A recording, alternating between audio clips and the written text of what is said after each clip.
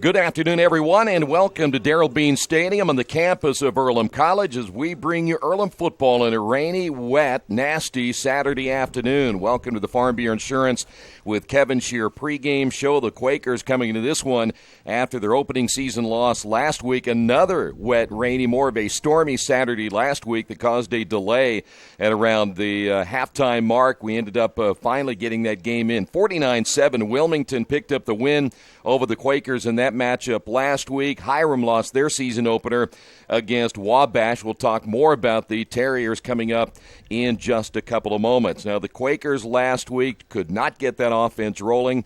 The defense gave up 496 yards and 49 points, and basically the points came all in that first half of play, and the Quakers could not convert on third down. They were 3 of 13 in their third down conversions, and that put them in a hole quite a bit in last Saturday's game. So now they're hoping to rebound today against a Hiram team. If you go back to last year's matchup between these two teams at Hiram, it was a slugfest. In fact, you're talking about well over 1,000 yards in total offense between the two teams, and Hiram won that contest 63-41. The Terriers finished with 628 yards of total offense, and quarterback Randy Tucker accounted for 8 of those touchdowns, including a school record 6 touchdown passes in that win. They're hoping to do the same thing again today, and hopefully they can get their first win on the other side of the ledger. The Quakers are hoping for their first win of the 2018 season. Of course, we'll talk more about the Quakers from last week. There were some bright spots for some of the younger players that'll get a chance to get their second game under their belt coming up here this afternoon. When we come back on the Farm Bureau Insurance with Kevin Shear pregame show, we're going to hear from head coach Nick Johnson, get his thoughts about where his football team is after week number 1 and what to expect out of this Terrier football team today. Some games already underway in the HCAC this afternoon. We'll check out the scoreboard and the remaining schedule. That's coming up in just a few moments as well. Stay right there. Earlham football is coming up in just a few moments right here on Radio Troy Digital Sports. Take luck into their own hands, avoid stepping on sidewalk cracks, and wouldn't dare walk under a ladder. But whether you were born with luck or make your own, when it comes to your insurance coverage, luck should have nothing to do with it. So talk to Indiana Farm Bureau Insurance today or visit them online at infarmbureau.com to purchase an auto policy. Indiana Farm Bureau Insurance. Stop knocking on wood. Questions about your coverage in Wayne County? Call 765-962-9548 and ask for me, Kevin Shear. At First Bank Richmond, we provide you with an excellent banking experience. Whether it's personal checking, savings, mortgage loans, consumer loans, retail lending, or trust and investments, you can count on First Bank Richmond. First Bank Richmond has been serving the Richmond area since 1887. For more information, give them a call at 962-2581 or go to their website at firstbankrichmond.com.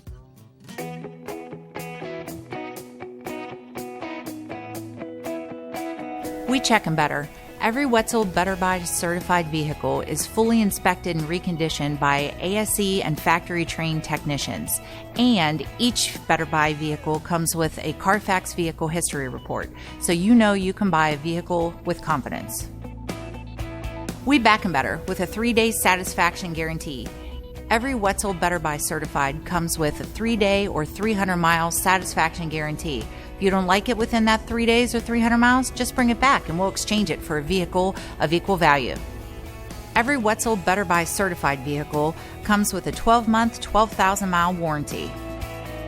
We price them better. We have dedicated individuals searching the entire country for the highest quality, lowest price vehicles for our inventory. In today's competitive market, we're constantly monitoring vehicle values to ensure that we're offering the best prices possible. We guarantee that every Wetzel Better Buy vehicle is the highest quality used car or truck around. Our reconditioning process guarantees that you are getting a vehicle as close to brand new as possible, and our warranties back that up.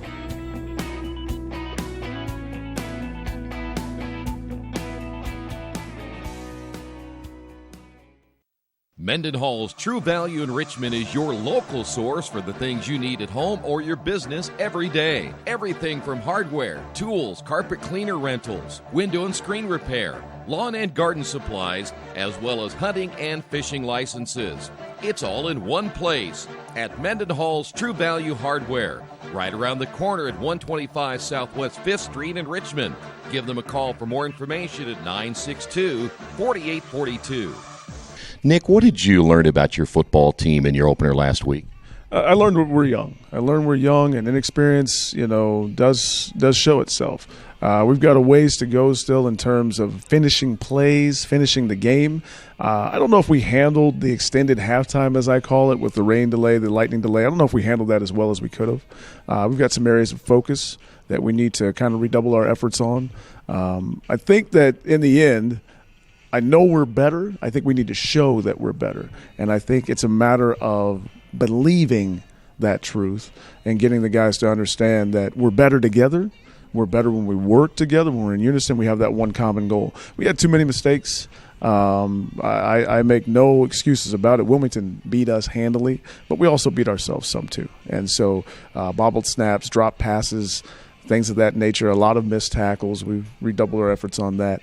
As these things creep back in, you want to ensure that you're correcting them. You want to ensure that the guys are learning to take ownership of this opportunity, that they're learning to do their best in all their efforts with what they're doing, and to make sure that they understand that it's for real. They have a scoreboard for a reason, and they play for keeps too, and their kids were well prepared, they were well coached, and they came out and they battled us all the way to the end, and took us a while to get things going.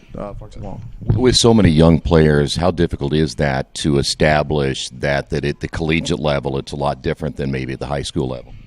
With this many young players, the thing is the mentality of what happens. In high school, your day's very structured, correct? I mean, you get up, you go to homeroom, you have these classes, you have lunch, you have these classes, and then you have a few minutes to either work out, get yourself prepared, or have practice. You have practice on these days at this time every single day. You don't technically share your field with other programs or teams, and so your schedule has a very set rhythm to it. In college, you're responsible for your own schedule. There may be a Wednesday you don't have class, all right? And so it's on you to take care of you and be in your best interest and be your best self. We have alternating practice schedules, other programs and teams that utilize that facility. And so it's on all those student athletes from all those programs and teams to work well within that schedule and prepare themselves. I think having young kids getting shifted to that idea is somewhat difficult and a bit of a transition, but the best players and the best coaches are able to make it happen.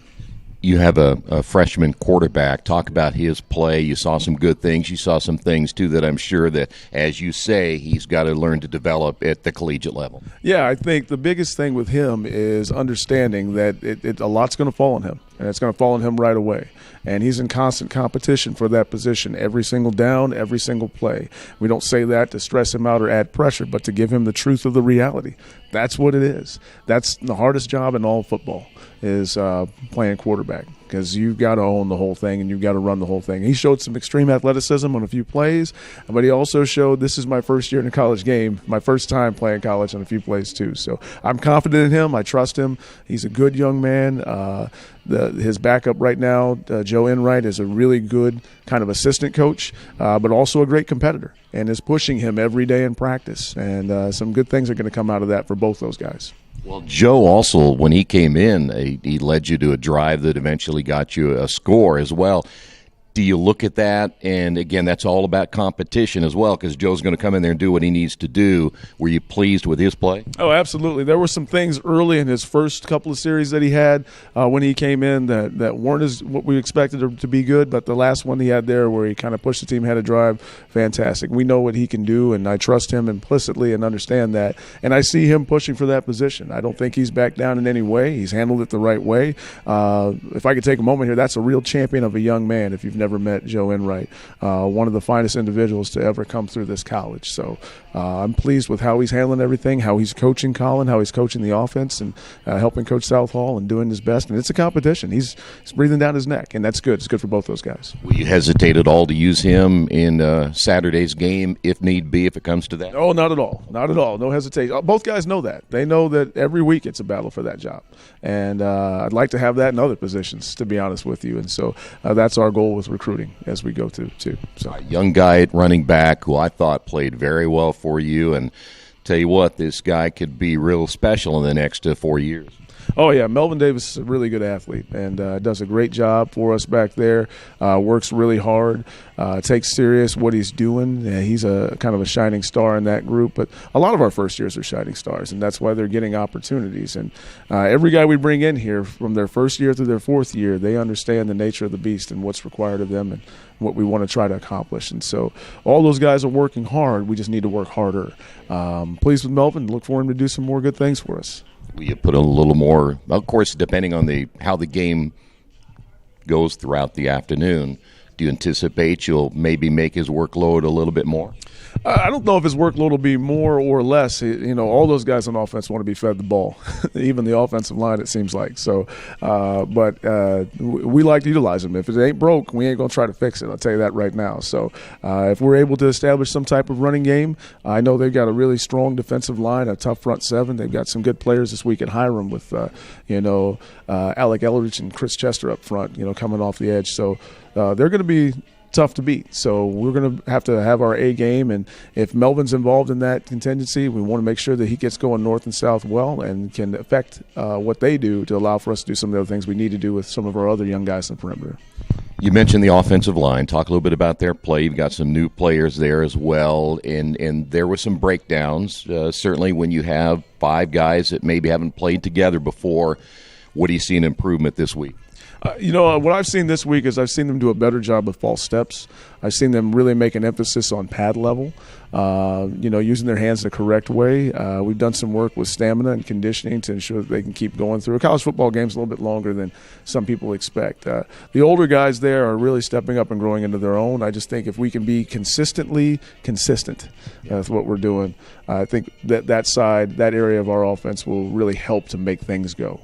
Now, you mentioned the defense, and there were some missed tackles and some missed opportunities, and that's something you said that is a little more of an emphasis this week. Talk about that. What did he try to do to shore it up against Hiram? Coach Lee had a really good game plan last week. Just weren't able to affect it because of some of our own mistakes and players taking bad angles. So we worked really hard this week on angles and leverage and understanding where the ball goes. Younger guys in newer positions, a lot of times in high school they're told just go get ball. Well, in college they find that out real fast. And when you have people that are working on it all week, they know where your holes are and they'll go after them. And I think Wilmington did a really good job of isolating those areas and just kind of using us against us.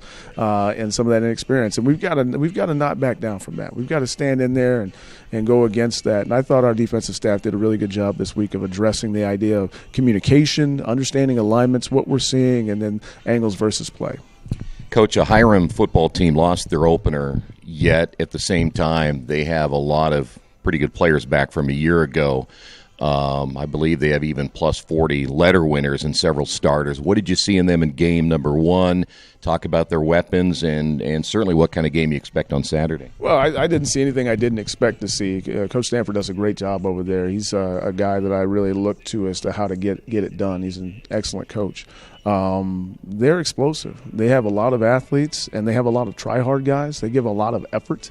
They go fast. They hit hard. They play well. Their quarterback, Randy Tucker, is a good player. And he can keep a team in a game, and he can pull a team through a game, And Isaiah Jones does a great job as a great athlete for them. He's a guy we have to watch out for and make sure that we kind of keep bottled up. Otherwise, it's going to be a long weekend for us. One person I think is pretty as exciting is Mo Yarborough. He's got some athleticism and is a character that we're going to have to really work to keep out of our hair, so to speak. So they've got some weapons, they've got some explosiveness, but they also have a lot of grit and determination. So if we can match that level of grit and determination, we'll make that a good football game. Otherwise, it's going to be a long weekend. And I've warned our guys that focusing and finishing has to be the key. Ownership of the opportunity has to be the key. If we're not going to step up to this tremendous challenge, it's going to step on us, and we can't have that. And they were very balanced, too. I think it was even both sides in running and passing this past weekend. Yeah, I think they strive to be balanced. I think last year they were able to do more of a pass game against us in terms of, how their scheme was working with what we were showing them, and they took advantage of some things in our secondary and stayed ahead in the game long enough to keep us out of it. So I expect this weekend to see more of a balance. I expect this weekend to see them try to grind it out on us and also try to get those quick hits as well as deep shots. So offensively. Defensively, they're going to come after us. They're going to try to man us up, and make our weapons beat them and hope that we can't, and they're going to come after us, and they're going to put a lot of pressure and duress on a freshman quarterback. It's definitely what I would do. And so this will be a difficult challenge, and our team knows that, our staff knows that, and our program knows that. But I look forward to the challenge, and I'd like to steal something from Oberlin's head coach as we were talking about having limited roster and different recruitment opportunities. If it doesn't challenge you, it's not going to change you. And we've got to make some changes here at Earlham College, and I think this is the right type of challenge for our program at this point, this juncture where we're at with injuries, numbers, people. We can throw all the excuses out the window. At some point, you got to stand in there, you got to play the game, and you got to play it to the best of your ability. And the one who wins will be the one who did that the best.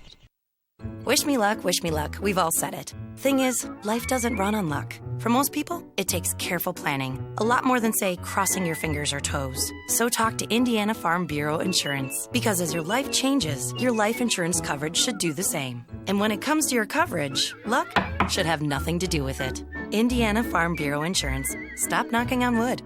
Questions about your coverage in Wayne County? Call 765-962-9548 and ask for me, Kevin Shearer. Our community. It's where we live. It's where we work. It's where we play. At West End Bank, we're not just in the community, we're a part of the community. And that's why we support over 100 programs for local nonprofits and schools, including our financial literacy program that positively impacts countless students throughout the area. You bank locally, so we give back locally to watch people grow with endless possibilities. We're back once again here at Darrell Bean Stadium as we get set for the kickoff here this afternoon. Captains now meeting at midfield. By the way, Hiram opened their NCAC slate last week with a loss against Wabash, 41-17. The Terriers outgained in the rushing department 216-136, and their quarterback got sacked 9 times throughout the afternoon. But this is still a very good football team. Randy Tucker, we talked about Tucker just a few moments ago earlier in the pregame about what he accounted for 8 touchdowns in last year's game, in which the Terriers racked up 628 yards in a 63-41 win. And Tucker is back this year. Of course, he set all kinds of school records for the season a year ago in total points and total offense. Terriers became the first team in their program history to average 400 yards per game. So they will be having to deal with him here this afternoon as the Quakers defense will have to come back from a game in which they gave up nearly 500 yards last year, or should say last week, to Wilmington. So the stage is now set, and we are ready to go here this afternoon. The captains again meeting at midfield, and we're ready to get this one underway this afternoon. I don't think we have any, at least, weather that'll stop the game today like we did last week, but again, it's going to be a wet afternoon here in Richmond. Hey, when visiting the Richmond area, there's one clear choice when looking for the best place to stay. That's the Best Western Classic.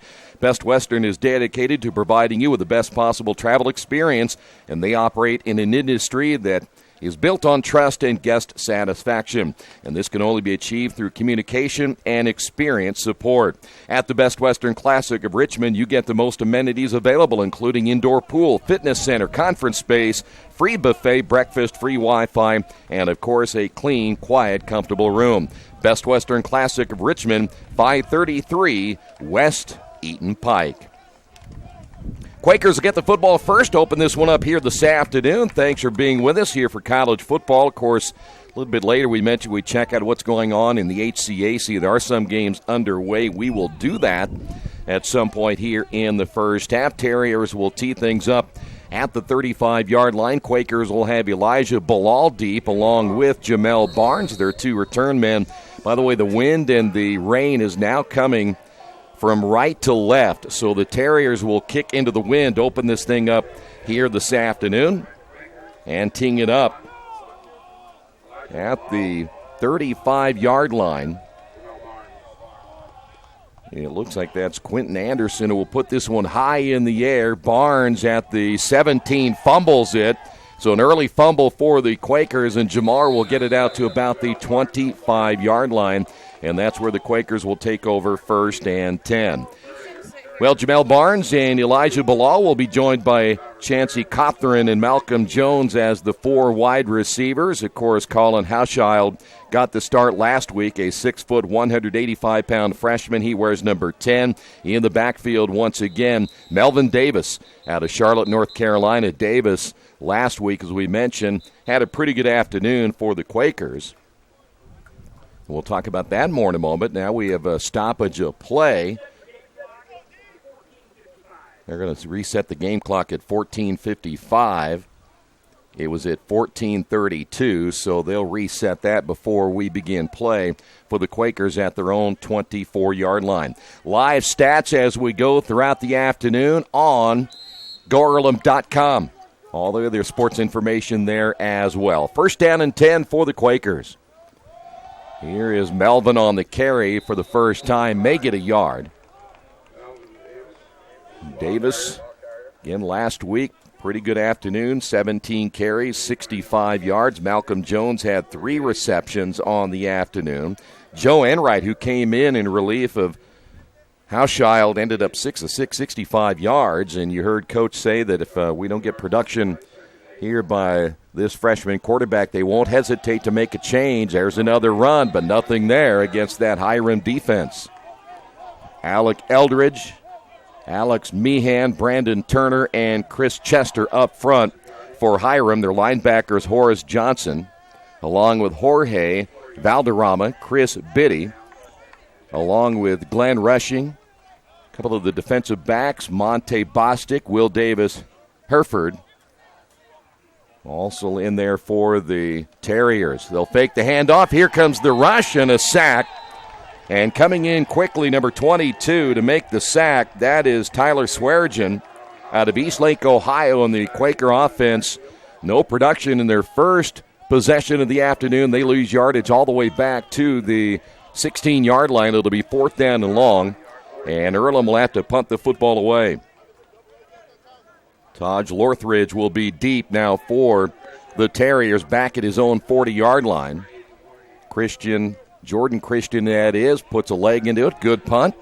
And there will be a return now by Lorthridge. He'll get by one defender. Gets a big block near side. 35-30, still in his feet. 25-20. And, boy, that was a huge block on special teams that enabled the return man, Lorthridge, to get more yardage. And a good start for the Terriers on special teams. I'm not sure who that was that threw the block. You could hear it all the way up here. And so now the Hiram offense will play with a short field. First down and 10. Football is at the 20. Randy Tucker, the senior, 5'10", 205 pounds. You have to keep an eye on him. He reminds me a lot of former Earlham quarterback Wes Hundley. He is only 5'10", 205 out of Twinsburg, Ohio, and he can only run the football, he can throw the football. Again, we talked about his numbers from last year. In the backfield, Isaiah Jones, a 5'10", 225 running back out of Kent, Ohio. They'll throw, and it's low. In fact, I'm not sure if somebody ran a wrong pattern. Going to the left on the pass pattern was DJ Franklin. And the ball went behind him, so miscommunication on the first pass attempt by Randy Tucker. It'll be 2nd down and 10. 13:07 remaining here in the opening period of play. Quakers offense struggling in their first possession. Hiram trips to the left, single setback. And you see a man in motion. That again will be Franklin. Here's the handoff, and not much there. Quakers able to come up and make the stop. That was Hogan Mazdra. So Mazdra comes up to make the stop, getting the start here. Number 9, he's not listed on the, well, there he is. He is the inside linebacker out of Shelby, North Carolina. So now it'll be 3rd down and long for the Terriers. Lone setback, man in motion again left to right. Tucker once again out of the shotgun, looks to throw, puts it in the air toward the corner of the end zone, coming back for the football, and it's short.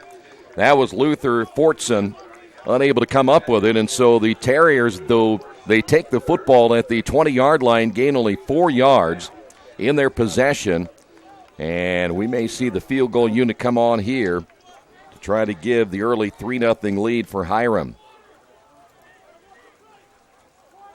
Rain starting to come down a little bit more now here at Darrell Bean Stadium. It was just a sprinkle, but now a little more rain.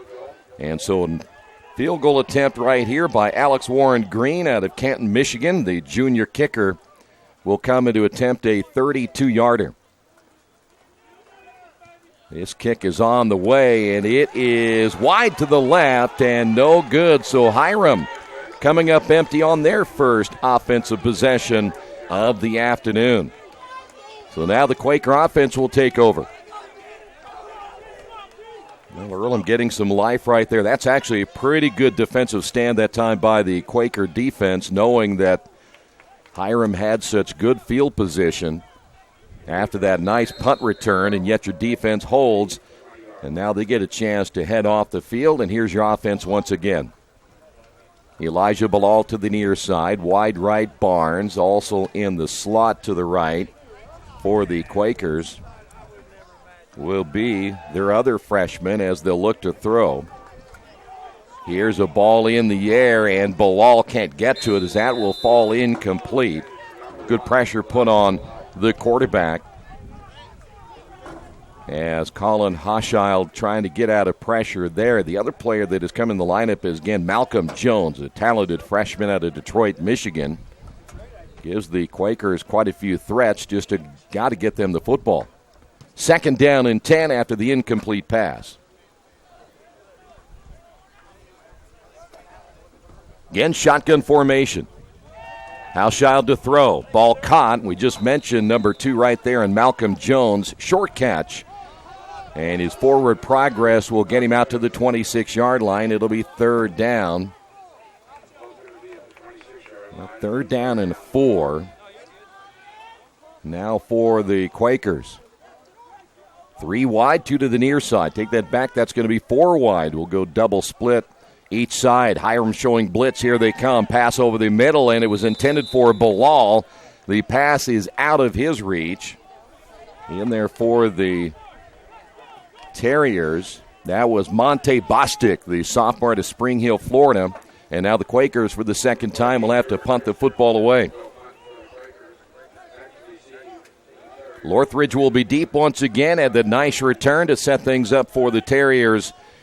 Their first time up. Jordan Christian in to punt the football away. Good snap here, and this one's off the side of his foot. That is going to be a shank punt. It'll take an Earlham bounce, but again, Hiram is going to have excellent field position for their second possession of the afternoon. Today's game being brought to you in part by your Richmond area Subways. Each day of the week you can get a different 6-inch sub. No artificial flavors or colors, only $3.50. Every Thursday, the Italian BMT, Friday, the tuna, and Saturday, the Black Forest ham. Treat yourself at Subway. 4 locations in Richmond and Hagerstown. Subway, eat fresh. So Hiram football at the Earlham 43-yard line. Tucker working out of the shotgun with a man in motion once again. High snap. And the Terriers will run the football. Jones over the left side has a nice hole as he'll get nearly 9 yards on that carry. Jones at 5'10", 225.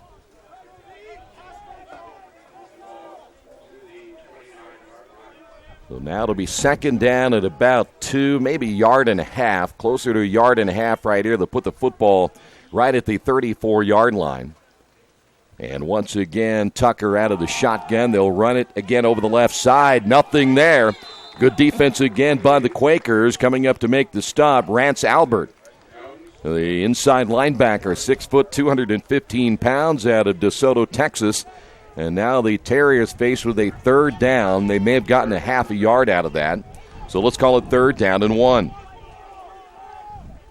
Well, last year, 628 yards of total offense so far for the Terriers. It's been a little bit tougher going here in the opening period of play. Still no score. Terriers again, 3rd down. They'll run it. It's going to be the quarterback keeper this time. Tucker around the left side is going to get the 1st down. Good fake that time to his running back, Isaiah Jones. And you can see why Tucker can be dangerous. You know, we talked about Wes Hundley and what he brought to the offense for the Quakers last year, nearly 70% of the production. Last year against Hiram, 226 yards passing, 101 yards rushing on the afternoon for Hundley. First down now for the Terriers. Again, up the middle, big hole, 20, 15, down to the 10, finally brought down inside the 10. On the run again, Isaiah Jones. And it'll be now first and goal for Hiram. 9:44 remaining here in the opening period of play. This time the Terriers will go 3 wide with the hash mark set on the ball, left side hash mark. 2 receivers to the left, and the option keeper this time by Tucker. Tucker inside the 5, about the 4-yard line. Quakers defense right here trying to hold for the second time.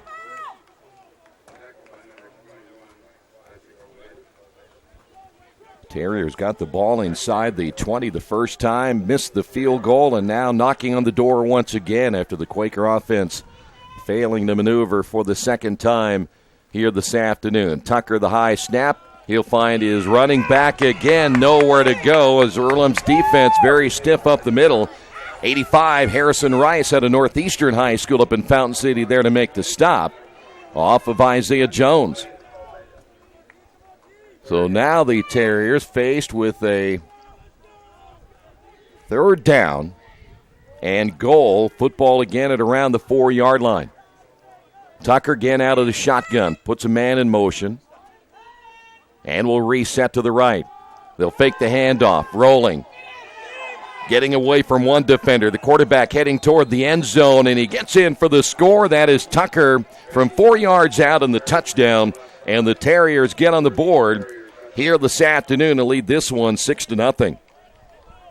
Good fake to the running back, Isaiah Jones, and then plenty of running room to the outside as Earlham will fall behind. Justin Carobo was there for a moment, the senior out of Cincinnati, unable to make the stop, and so now the extra point. Here is Alex Warren Green once again. The right-footed kicker will put this one in the air. It is good. And on the Wesley Bates Wealth Management scoreboard, 8:18 remaining here in the opening period of play. Quakers down 7-0. Since 1994, Beach Automotive has provided motorists in the Richmond area with comprehensive auto repair services that include car and truck care, alignment, brakes, tires, engine, transmission, and more. You'll be hard-pressed to find the same level of expertise that our auto mechanic specialists provide. For a high-performing vehicle, trust Beach Automotive. To learn more, call 765-966-8181. Beach Automotive, 110 East Main Street, Richmond. Kate's Cages is the #1 indoor training facility for baseball and softball in Richmond by far. With top-flight instructors, you will learn how to play the game the right way. Everything from pitching, hitting, catching, and fielding. Kate's Cages will also have the opportunity to participate in triple play fall ball, the softball academy, individual and team camps, and individual private workouts. Kate's Cages Baseball and Softball Indoor Training Facility, 1366 Rose City Boulevard. Call 993-2353 for more information.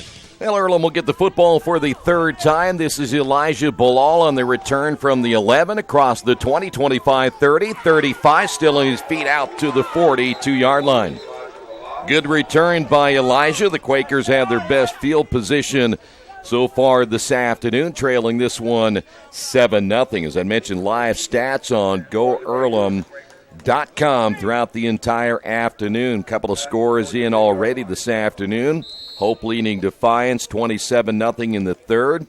Trine is leading Bluffton 27-13. Also Thomas More over Hanover 20-6. Those are the games currently underway in the conference here this afternoon. Quakers football, 1st and 10. They'll throw. Ball is high in the air. Bilal, and overthrow Bilal to the near side. One-on-one coverage that time for Bilal.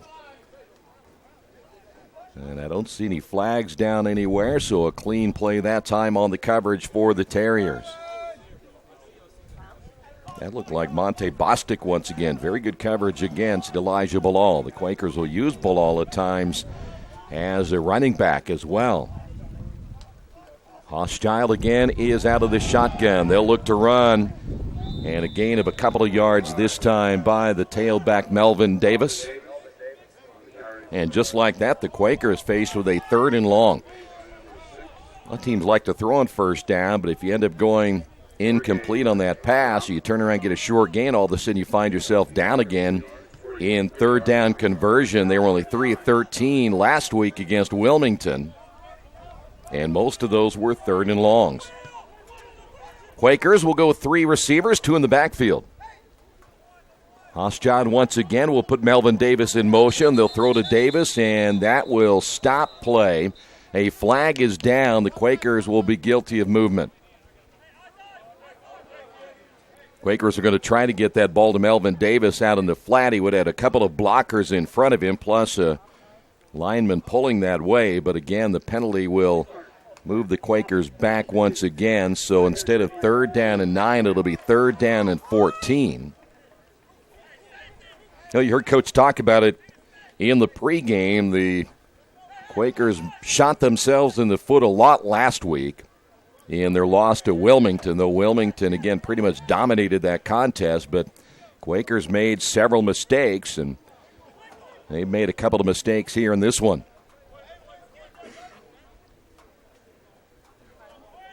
So now the Quakers faced with a 3rd and 14. What will they have here? Looks like Isaiah Jones. Take that back. It'll be Melvin Davis who will stay in the backfield to the near side for the Quakers, Malcolm Jones. Hochschild once again drops the football, picks it up, runs with it. It'll be brought down. He'll gain a yard or so, but the Quaker offense, another inability to move the football, as Hochschild ends up fumbling it, and again the football just shy of the 40, and once again Jordan Christian in to punt the football away. 3rd time Jordan has punted. By the way, his last time a very short punt. Tried to get a better one off this time. High, slow snap, and he gets this one away. A good spiral punt, and there will be another return. And once again, Lorthridge on the return, but this time he'll be brought down on special teams. Good job by the Quakers, as Connor Braid, the backup wide receiver and a special teams player out of Northeastern High School in Fountain City, there to make the stop. 6:47 remaining here in the opening period of play, and the Quakers trail at 7-0. We'll see Randy Tucker, the Hiram quarterback, back out once again for another series, leading the Terriers to the touchdown in their last possession. Keep an eye on Isaiah Jones. He'll be a load to bring down at 225. Good-looking running back in the backfield now for the Terriers once again. High snap. It'll be, who I just said, Jones on the carry. Finds a hole up the middle. Out to about the 33. We'll take that back the 37-yard line. And it'll be 2nd down and 10 now for Hiram. Luther Fortson, along with 2 other receivers. You see them at the top of your screen in trips left. 4 wideouts in the lineup now for Tucker. And once again, they'll run the football, and they'll get the first down to the 42-yard line. Isaiah Jones once again. Jones again had a nice game last week against the Little Giants of Wabash. And most of their good athletes really on the offensive side of the football. We mentioned Lorthridge a little bit ago in that return he had. Luther Fortson, also a very good athlete. This time trips to the near side. Quakers work with a 3-man front, man in motion. And they'll go jet sweep around the left side. And a good open field tackle coming up to make the stop for the Quakers. That was number 24, Ignacio Perez. Perez, a freshman out of Lucerne Valley, California, making the stop. It'll be 2nd down at about 6. Football placed at the 46-yard line. Quakers defensively once again. R.J. Scott, Vincente Becerra up front, Harrison Rice, the 3-man front for the Quakers. Trips near side, man in motion once again. They'll fake the handoff. Tucker looks to throw. has plenty of time. Out of the pocket, throws low. It'll be incomplete at the 45, intended for Northridge. Good coverage on the Quakers' Ignacio Perez once again. Linebackers, Kobe Walker, Rance Albert. Alfonso Shoemate also there. Karoba, Baker, Almeida, and Burrell, the 4 starting defensive backs. So the Quakers will work several different players in and out in that defensive backfield if they can certainly keep them as fresh as they need to be for this defense to work. 3rd down and 6. Hiram football once again. Try to convert on 3rd down. There's movement over the right side. They got big 76, Taiwan Hill. And so instead of 3rd and 6, it'll be 3rd and 11. If the Quakers can get the football back right here, they'll be in actually pretty decent field position. If they can force the Terriers to punt the football, 5:06 remaining here in this opening quarter of play. So they'll move the football back to the 41-yard line. Tucker once again in the shotgun. Joined there by Jones. Trips left, short side of the field. Hash mark left. Tucker to throw. Has time. Puts it in the air. And ball's caught and then dropped at the last moment. DJ Franklin unable to hold on. And the Quaker defense playing better in this possession, so they'll force the Terriers to punt the football away. Austin Baker will be the deep man for the Quakers. Dakota Daniel will come in to punt the football away for the Terriers. 5 minutes remaining in the opening period against 7-0. Terriers on top, and so far Earlham looking better here this afternoon than they did 1 week ago, especially on defense. Now they got to get that offense rolling. Good snap. Here comes the rush. High punt in the air.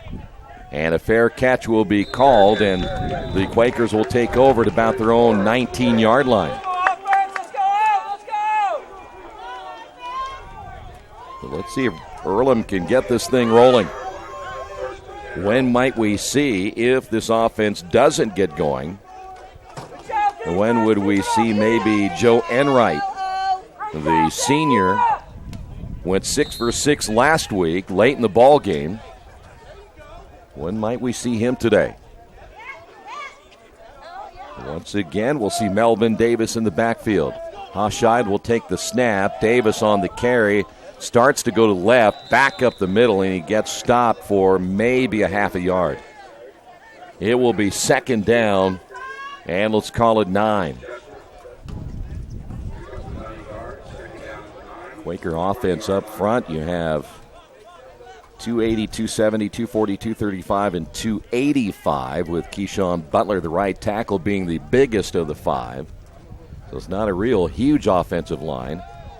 Hoshide will fake and roll, throws, and in and out of the hands of the intended receiver on the near side. That is Malcolm Jones. Well, that's a ball you got to catch right there. That would have been a 1st down near the 35-yard line. But Jones can't hold on, and I would imagine just could be a little bit of the rain being a factor, though. Not a heavy rain again, just a kind of a light rain right at the moment. I think we might have caught a break a little bit in this area. We didn't get as much rain as they thought we might. Sometimes they were projecting upwards of 5 inches of rain, but it did not happen. So 3rd and 9 again for the Quakers. They have not been good at 3rd down. Hoshide to throw. Here comes the pressure. Breaks one tackle, throws to the sideline.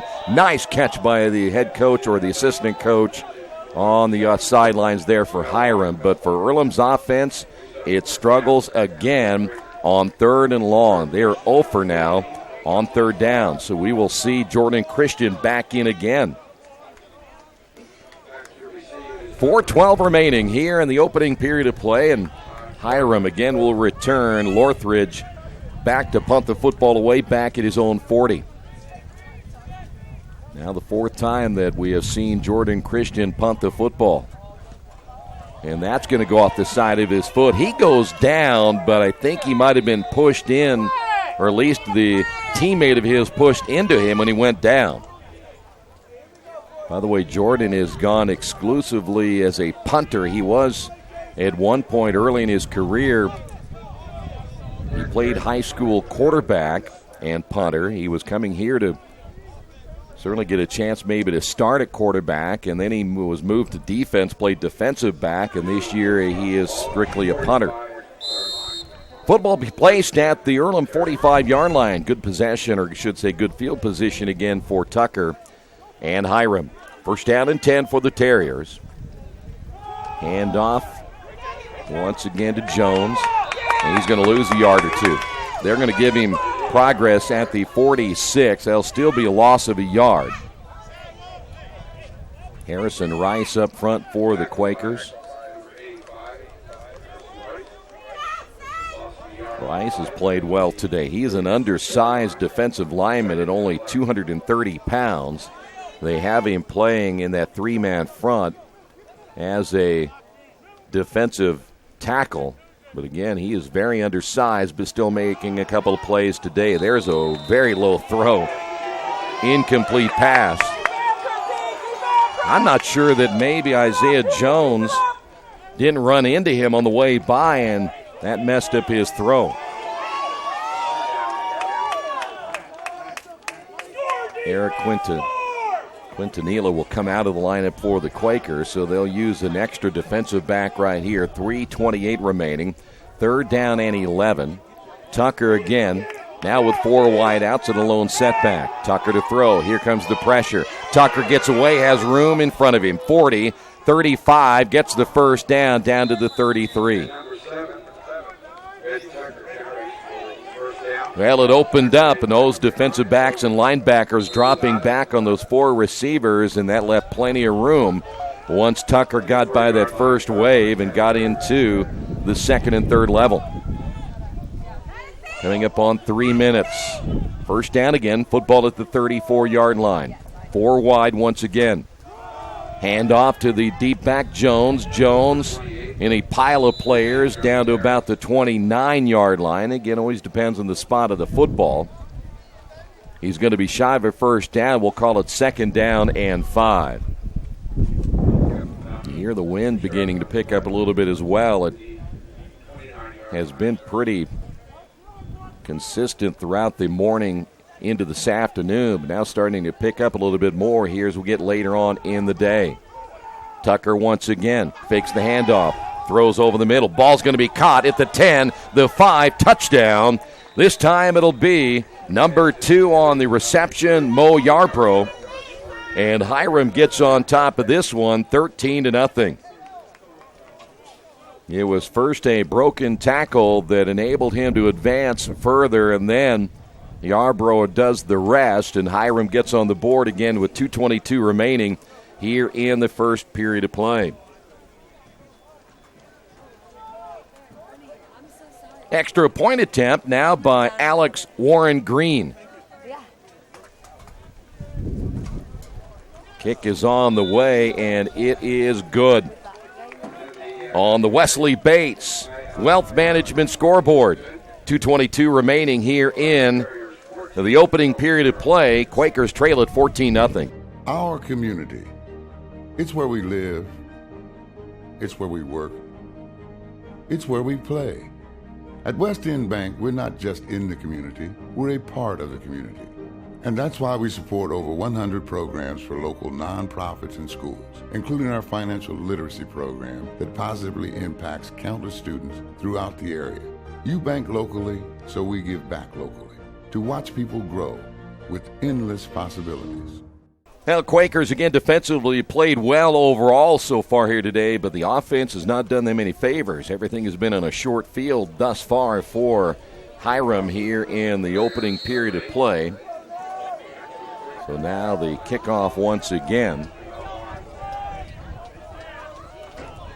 This one high and short. And to the near side, here is Jamel Barnes. Barnes looking for a seam. 30, 35, 40. Jamel at the 40, the 35, still on his feet and finally brought down. Nice return by Jamel Barnes. Flag is down, though, back at the 49-yard line. Hopefully that's not on Earlham and will negate that long run, but we will wait and see.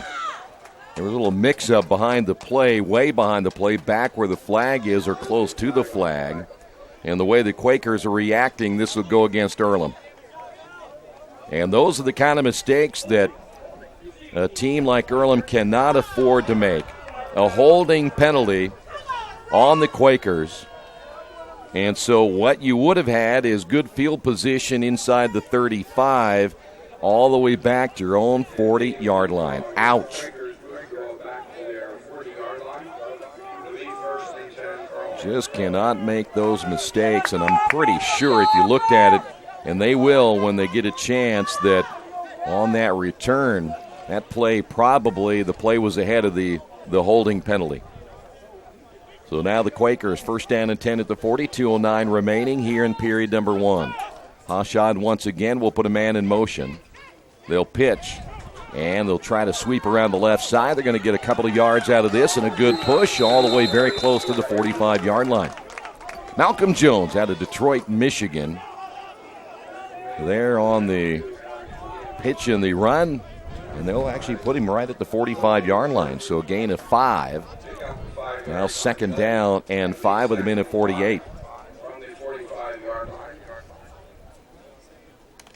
Well, the other thing about this Earlham defense, they'll need a little time to rest. The offense has been 3 and out very quickly most of the first period of play. Handoff again. Here is their running back to the outside, Melvin Davis. Out of bounds on the near side, Melvin Davis. So Davis with a nice gain. So Earlham able to gain it all back right here on just a couple of plays, and their deepest so far into Hiram territory. And this is Hiram defense that gave up a ton of yards and a ton of points last week. And now chance for the Quakers, first down and 10 and with a minute 17 remaining. Zachary Baker's checked in now, one of the 2 receivers to the right. Bilal, Earlham's wide receiver to the left. Handoff again. Here's Davis. Davis, 20, 15, the 10, 5 and driven out of bounds. Quakers able to run the football. So now the Quakers first and goal at the Hiram 5-yard line. And now we're seeing the freshman carry this football team right now, and Melvin Davis, 5'8", 175 out of Charlotte, North Carolina. Quakers knocking on the door here this afternoon for the first time. Here's the pitch, Davis. Davis, he will be brought down. He's going to lose about 5, maybe 6 yards on the carry. The pitch going to the right. Hiram able to get in there very quickly. They're going to put the football at the 10-yard line. So as the clock continues to tick away here in this opening period of play, down to 20 seconds, very close to the same time that's on the play clock. Could be the final play of the opening period. Football at the 10-yard line. Shotgun formation. Hashad fumbles the football, picks it up, throws to the end zone. Ball caught, touchdown. Broken play into a score. Malcolm Jones on the reception, and the Quakers get on the board.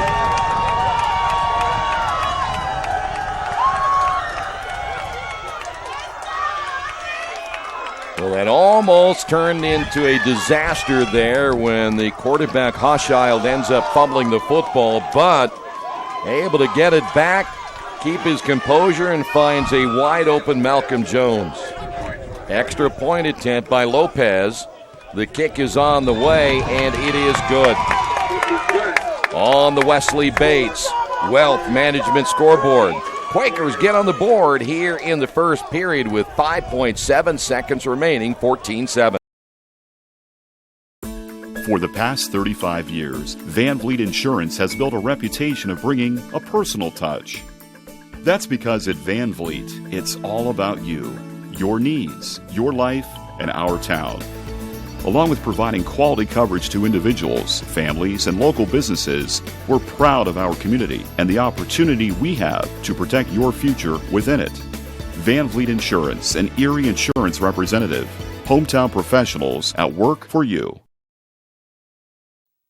Big Boys Pizza is now open in Richmond, located at 1015 East Main Street, next door to the Civic Theater. The menu has great sandwiches, pasta, salads, and of course, pizza. Come dine in, carry out, or have your food delivered day or night, at home or at the office. Other locations are in Connorsville and Brookville. Bring in a sports ticket after any game and receive 10% off your purchase. Ticket must be dated for the same day as your purchase. Dine in, take out, or delivery. Big Boys Pizza. 765-488-0023. Now Quakers get on the board here in the opening period of play, and now Lopez will put it at the 35. Here's a return now by Hiram. Let's see how they'll set up this return. 20-25 to the outside, still breaking tackles, and finally brought down. Good open field tackle to the near side for the Quakers. That is Robert Dickelman. And that's going to do it for the first period on the Wesley Bates Wealth Management scoreboard as we will head to the second quarter. Hiram on top of this one, 14-7. This is Earlham Football and Radio Troy Digital Sports. Georgia Direct is your one-stop source for floor coverings and decorating ideas for remodeling a home, office, kitchen, or bathroom. Their showroom offers quality products from Mohawk, Shaw, Armstrong, Craft Made, and many more. They proudly offer Richmond the best quality and variety of home design solutions at competitive prices. At Georgia Direct, their goal is to deliver an outstanding customer experience from selection through installation. Georgia Direct Carpets and Cabinets, 5200 National Road East, Richmond. Are you looking for the right place to work out? A place where you have several choices and can have fun at the same time? Well, that place is right here in Richmond, Family Fitness Works. Family Fitness Works has spinning, Zumba, kickboxing, core works, kick fit, body pump, body flow, and much, much more. And don't forget, Family Fitness Works also has Richmond's most extensive free weights and Nautilus in the area. Check out their website at familyfitness.com or stop by at 213 North 3rd Street in Richmond. On the carry, Isaiah Jones for Hiram. Good gain on first down to the 35. Well, this Quaker football team getting a little bit of life after finally getting that offense rolling. Thanks again to the touchdown catch by Malcolm Jones, all set up, though, by the running back Melvin Davis. Rain starting to come down a little bit harder now here in Richmond. Run to the outside, 40, 45, 50. Flags are down. That's probably going to come back. Johnson on the carry, the freshman out of Dallas, Texas. Marquithius on that carry, and boy, the way the flags were flying, you could tell that was going to be a penalty on Hiram. Boy, you really can hear that wind coming down now.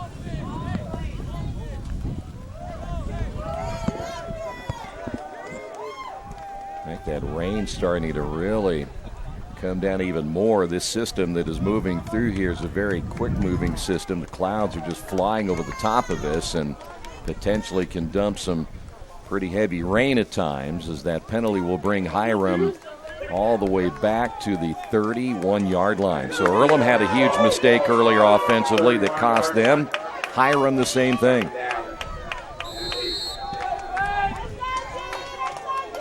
Tucker once again. They've pretty much held him in check, speaking of this Earlham defense here this afternoon compared to what he was able to do a year ago. Handoff right side. There he is again, 45-50, and this is going to be a foot race, and finally catching up with the speedy running back once again out of Dallas. That is Johnson on the carry, and he got it all back.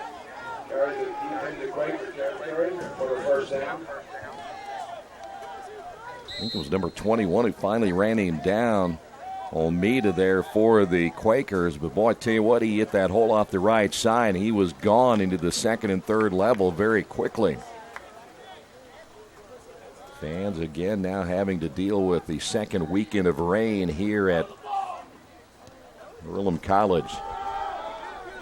Boy, not much that time. Kobe Walker grabbed him by the ankles and held on as Isaiah Jones on the carry, but Kobe was the first one and then got some help the rest of the way.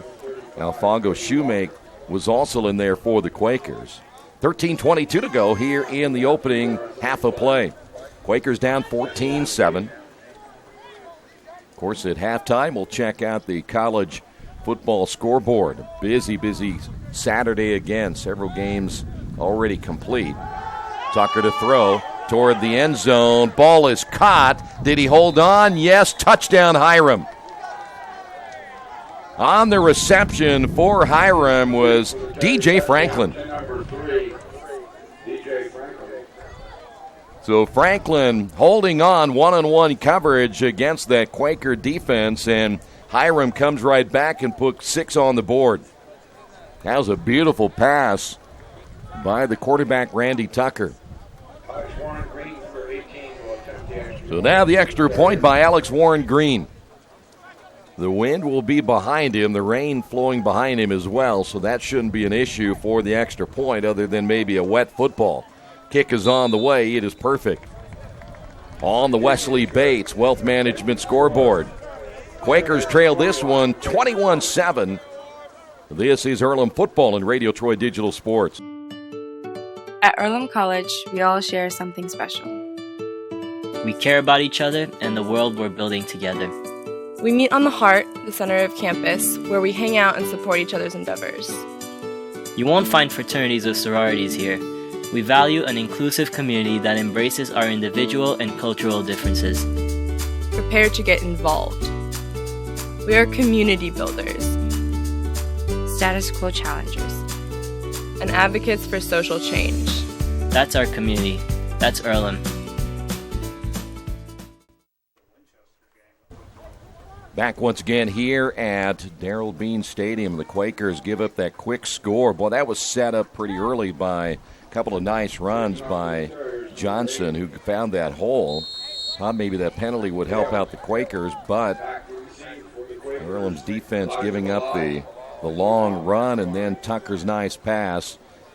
Finally finishing it off to DJ Franklin. So the Quakers get the football back once again. Deep will be Jamal Barnes.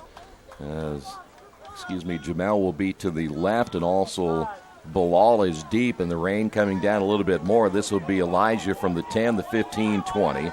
Cuts outside 25-30, and then he gets hit hard low and out to about the 36-yard line. Good special teams play. That was Quentin Anderson on special teams that time for the Terriers. We're hoping, again, the Quakers will play 4 straight home contests, and hoping maybe next week we'll have a dry Saturday as the Quakers will open up conference play. 21-7, 12:55 remaining. Quakers again out of the shotgun formation. Handoff. Here is Melvin Davis again on the near side. Davis is going to get about 5 on that carry. And it's going to be second down.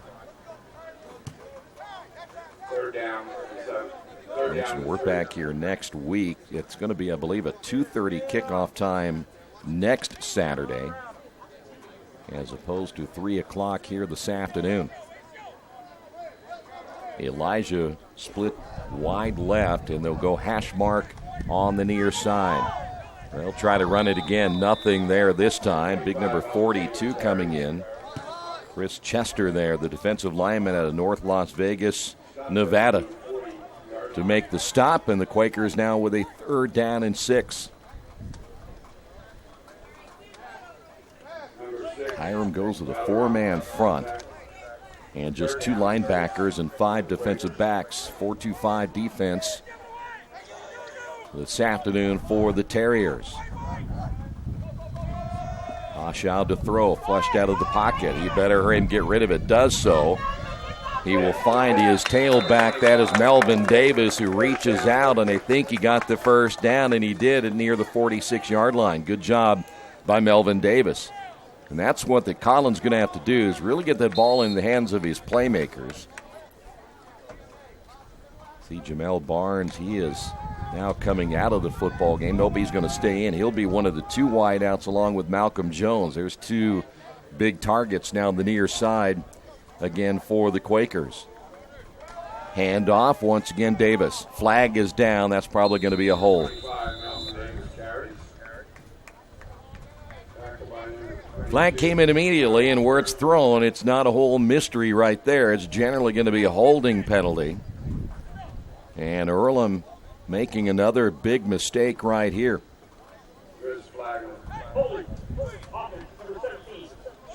That penalty against Chancey Cawthron, the tight end.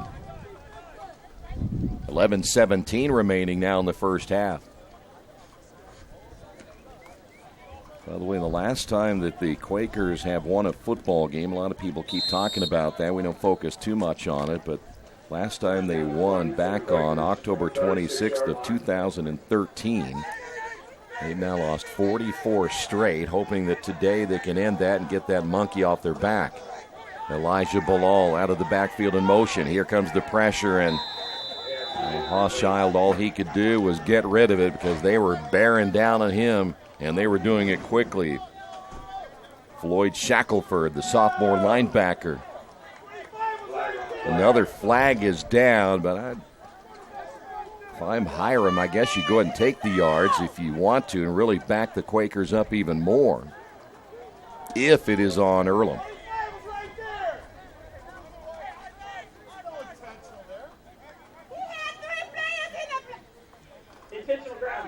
Well, they're going to call intentional grounding instead of a hold.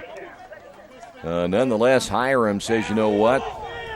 We'll back those Quakers up even more right here, and because they know if they can get a stop, now the football placed at the 25, you're going to have pretty good field position with just over 11 minutes remaining here in the first half. So now it'll be second down and 20. Quakers have to get to their own 46-yard line.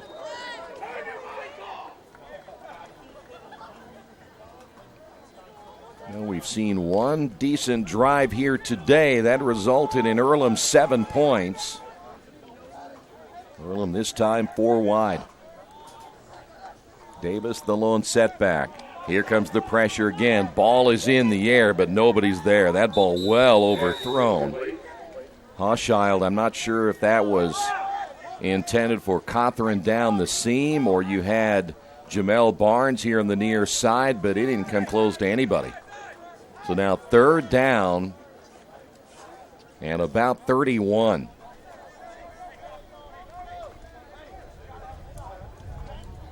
Hiram can really play center field on this one, knowing the Quakers have to get all the way to the 44-yard line of Hiram. And I think Earlham's going to go ahead and call a timeout, and they will. So the Quakers will use a timeout. And we will take a break as well on the Wesley Bates Wealth Management scoreboard. Hiram 21, Earlham 7. This is Earlham Football and Radio Troy Digital Sports. Hey, this is Steve, and out of Jiffy Lube the other day, a customer came in and said, Steve, this was my 100th oil change on this car, and you've done them all. Hi, my name is George Farrell, and I've been coming to Jiffy Lube for over 14 years. I recently just had my 100th oil change. I'd like to thank Steve Funkhauser and his staff for the great service that they've provided me over the years. Thank you to all, and I would recommend anyone to come to Jiffy Lube to get their car serviced. Jiffy Lube, #1 in customer satisfaction for a reason. Finding just the right used car can be a daunting task unless you shop at Tony's Car Sales in Richmond. Hi, this is Troy Naragowski. I can guarantee you one thing. Tony's professional staff will help you every step of the way without all that pressure of buying a new car. Hey, I bought my last 2 cars from Tony's, and it has been a great experience every time. Tony's has lots of one-owner cars, SUVs, and trucks ready for you today. Tony's Car Sales, 250 National Road West in Richmond. Well, a big third down and 31 here for the Quakers as they'll go empty backfield and 5 wide on this possession. Cawthron in motion, quarterback keeper, and that went nowhere. So the Quakers just trying to get something back, and they just cannot get that thing rolling on third down and long. So they have to punt the football away yet one more time. Jamel Barnes is the long snapper. I didn't know that until just now.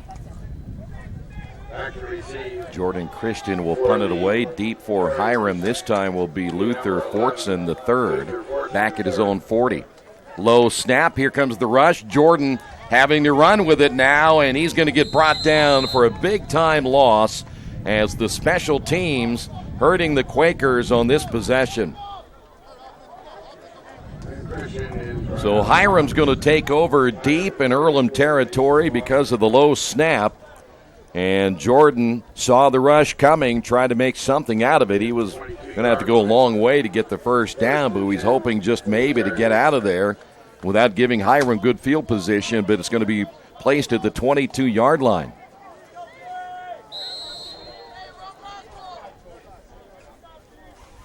So now Hiram, another short field to play with 10:16 remaining here in the first half. 2 now in the backfield behind Randy Tucker. 3 wide. Tucker will hand off the football, has a blocker ahead on the left side now for Isaiah Jones, but there wasn't much there, maybe a couple of yards. In the middle there for the Quakers, Rance Albert. Albert out of DeSoto, Texas, helping to make the stop. Quakers also had number 85 in there helping out Harrison Rice, the sophomore out of Northeastern High School. 9:50 remaining. 3 wide once again, 2 in the backfield. Tucker will now option roll pass, throws, ball caught, and quickly brought down out of bounds. Good defensive play there by Cole Burrell. It'll be close to a first down, but he may be short by a yard or so. Let's see where they place the football. Hard to tell from where we are whether he made it or not. Official looking back, I think he's short a little bit. Should be 3rd down and 1. That wasn't a great ball thrown that time by Randy Tucker, but good enough to be brought down for the reception. So let's call it 3rd down and 1 now for the Terriers. Hand off, big hole up the middle, all the way down to the 1-yard line. He goes into the end zone, but I think he was brought down at the 1. And again, a nice run there by Isaiah Jones. Now what you do if Jones, if you're going to be good to him, let him run it in for the touchdown. Quickly getting to the line of scrimmage are the Terriers. Here is the quarterback keeper around the right side. Touchdown by Tucker. No flags are down, and another 6 on the board now for Hiram. And the Terriers now lead at 27-7. 8:49 remaining before halftime. Here's the kicker once again. This is Alex Warren Green out of Canton, Michigan. In to attempt the extra point for the Terriers. He has been perfect so far here this afternoon. Kick is on the way, and it looks like it is good, and it is not. Wide to the right, so missing just wide. And on the Wesley Bates Wealth Management scoreboard, Earlham trails this one 27-7. This is Earlham football and Radio Troy Digital Sports.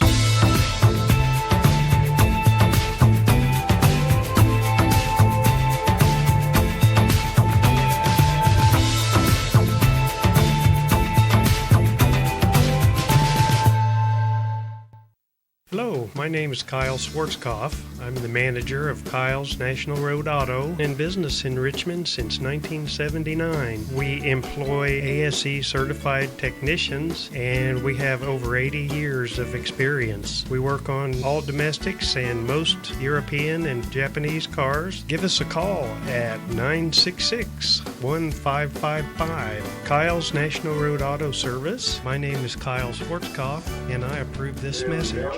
Well, the Quakers have played better today. Only problem is they've only gotten the one scoring drive, and they put their defense in an awkward position many times here this afternoon, playing with that short field. And Hiram again will kick off, and that's going to be fumbled by Elijah Bilal, and it goes out of bounds. Huge mistake right there on the return. He probably should have let it go. It was either going to roll out of bounds or go in the end zone. He tried to make the return, and so now the Quakers will take over 1st and 10 at their own 3-yard line. And you talk about bad field position, this is it, but that's a mistake that Elijah, a senior, cannot make. especially when your offense is struggling. If you're Hiram right now, you're going to come after him. Hochschild back in, the freshman. You have to hurry quickly. 5 seconds on the play clock right now. And again, the Quakers work out of the shotgun in the end zone. Handoff, big hole by Davis, and Davis will give him some breathing room out to the 12-yard line. And right now, Davis is one of the lone bright spots for this offense. Court had the big catch by Malcolm Jones earlier, but they've got to have some consistency. And now the Quakers with a 2nd down and 1 after the gain of 9 by Davis. Quakers again work out of the shotgun. Davis the lone setback. Davis again on the handoff around the left side will get the first down. Well, if you're Hiram right now, I guess your main focus is let's stop Melvin Davis, force the quarterback Hochschild to throw the football, which he has not had a ton of success overall again here today. First down and 10, 7:49 remaining. Again before halftime. Hochschild, that might be a broken play right there as Davis was coming out, catches the swing pass. He will get another first down. It's all Melvin Davis out to about the 31-yard line. I'll take that back, 26-yard line. And that'll be a first down. Coming up hurt that time. That may be Christopher Biddle, backup linebacker, may have hurt his right arm. He came out of that tackle a little bit slow. Quakers now able to move the football after starting this at the 3-yard line. Pitch to Davis. And again, it's going to be, until they find a way to stop him, it'll be Melvin Davis left and Melvin Davis right. That time a gain of a couple. But eventually Earlham's going to find somebody else that will be able to step up on this offense and give them some big playmakers. I know that Jamel Barnes, now he's on the sidelines. He's not a part of this rotation right here. Zachary Baker, the freshman out of Spring, Texas, one of the 3 wideouts. Take the handoff. They'll throw. High in the air. This is going to be picked off if it's held on to, and it is. Overthrowing his receiver, Malcolm Jones. And you can see that coming, the defensive back coming over to get the interception. Cuevas Hayes there to pick that one off, and so the Quakers will turn the ball over. And now we have another flag down at midfield. 6:42 remaining before halftime. Now we'll sort it out. I'm not sure where this is going to be.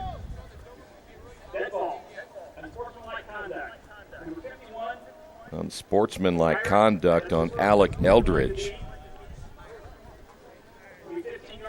I did not see what Eldridge did. Maybe celebrated a little bit too much. And so now the Terriers will have the penalty marked off as well, so that'll cost them another 15 yards on the unsportsmanlike conduct penalty. That'll move them all the way back to the 15-yard line. Still plenty of time on the clock here in the first half with 6:42 remaining. Randy Tucker back out once again, the Terrier quarterback. Mentioned live stats throughout the entire afternoon on GoEarlham.com. In fact, right now the Quakers outgained in this one 213-92. Another running play and another first down. That's going to be a gain of about 10. On the carry this time, number 32, which is Terrell Crawford out of Cleveland, Ohio. Just a sophomore, 5'7", 190 pounds. They've now used 3 or 4 different running backs. First down, Terriers once again at the 26. Tucker will take the snap, handoff again over the right side. Another good gain of 5, maybe 6 yards on the carry by Terrell Crawford. as Hiram continues to keep that football on the ground here in the first half of play. Rain continues to come down at times, a little heavier, a little lighter right at the moment. They can make it for a tough afternoon holding on to the football. That's the one thing we haven't seen very much, is either team fumbling the football in this first half. Handoff again. Nice hole up the middle. And another first down as Crawford out to the 41. Well, the run setting up the pass here for Hiram. Quakers will come back with another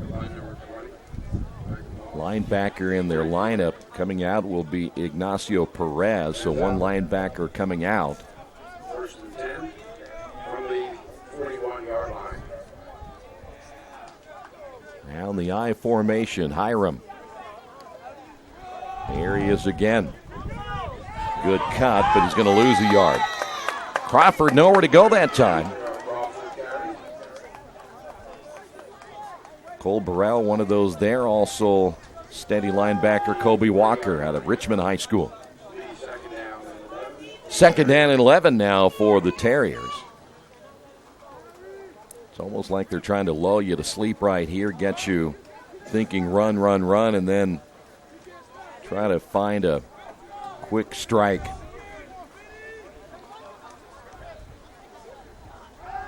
Here is Tucker to throw. We mentioned quick strike. He was looking near sideline.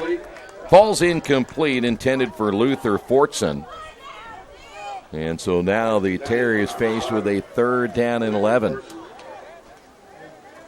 Well, one thing you don't see very much, and again, this is just from a Division III level and the teams we have seen over the last couple of years, teams try to get that big strike down the sideline, run that post pattern.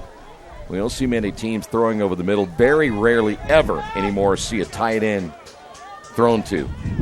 Tight ends are almost non-existent in these spread offenses. Here comes the rain again. And again, you can hear the wind coming down. Tucker to throw. And, boy, turning just in time and then fumbling the football. And Hiram gets it back. Boy, I tell you what, that was Fortson made a great catch. He just turned and saw the football. Of course, I'm not sure if you did. And then once he fumbled it, Andre Dixon in there to jump on the loose football. That's a 46-yard line. So now it'll be first and 10, put the football at the 46-yard line. Rain again coming down once again here at Darrell Bean Stadium. Broken play. Keeper by the quarterback, and he's going to lose about 4 yards. Tucker will be dropped for the sack.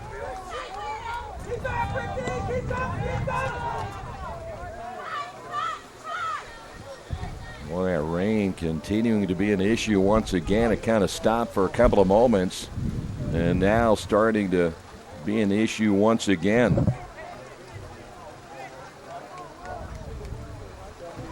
This will be second down and 14. Tucker again out of the shotgun. There's motion. A little bit too early that time for number 2 that time, Mo Yarbrough.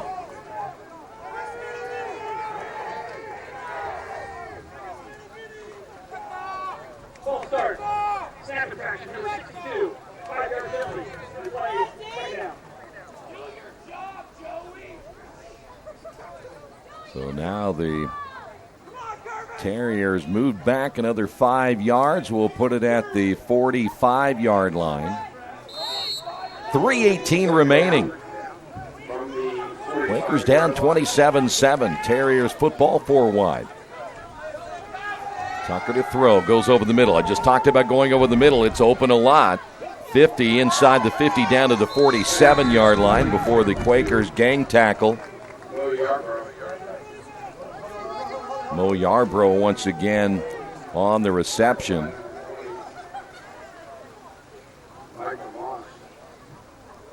It'll be now second down and 10. Football placed at the 46, 2:38. Terriers trying to manage clock right here and make sure they don't get – actually, it's third down, not second down on the clock.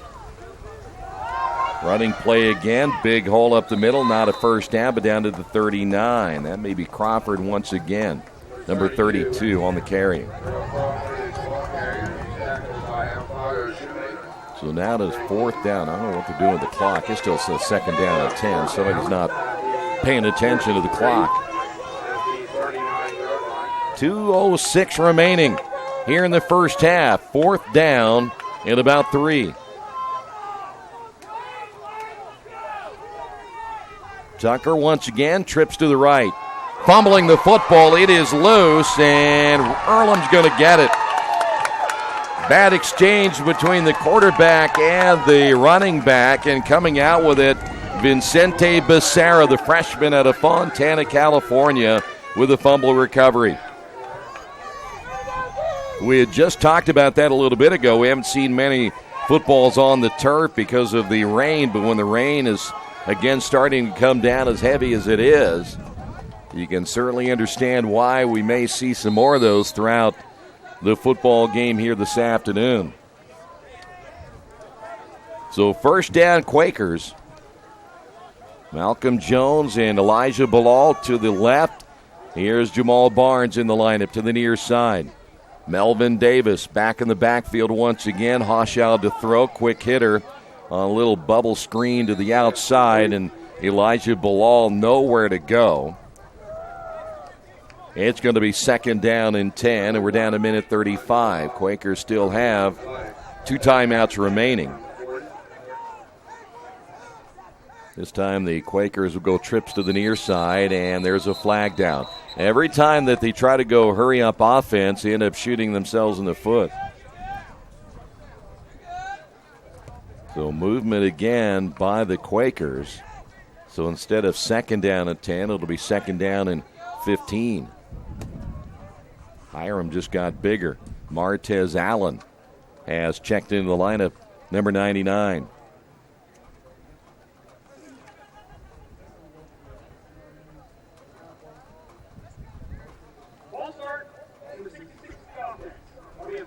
That's going to go against Keyshawn Butler. And Hiram this time is going to get the timeout, so they will take a timeout. Minute 25 remaining here in the first half of play. Earlham trails at 27-7. Earlham's about getting involved. We have more than 60 student clubs with new ones starting every year. A variety of sports, plays and concerts, parties, trips to nearby cities. Interesting people from all over the world. Earlham College, always engaged. Well, timeout once again at halftime here as we get set. When we go to halftime, we'll have all of the results from college football this afternoon.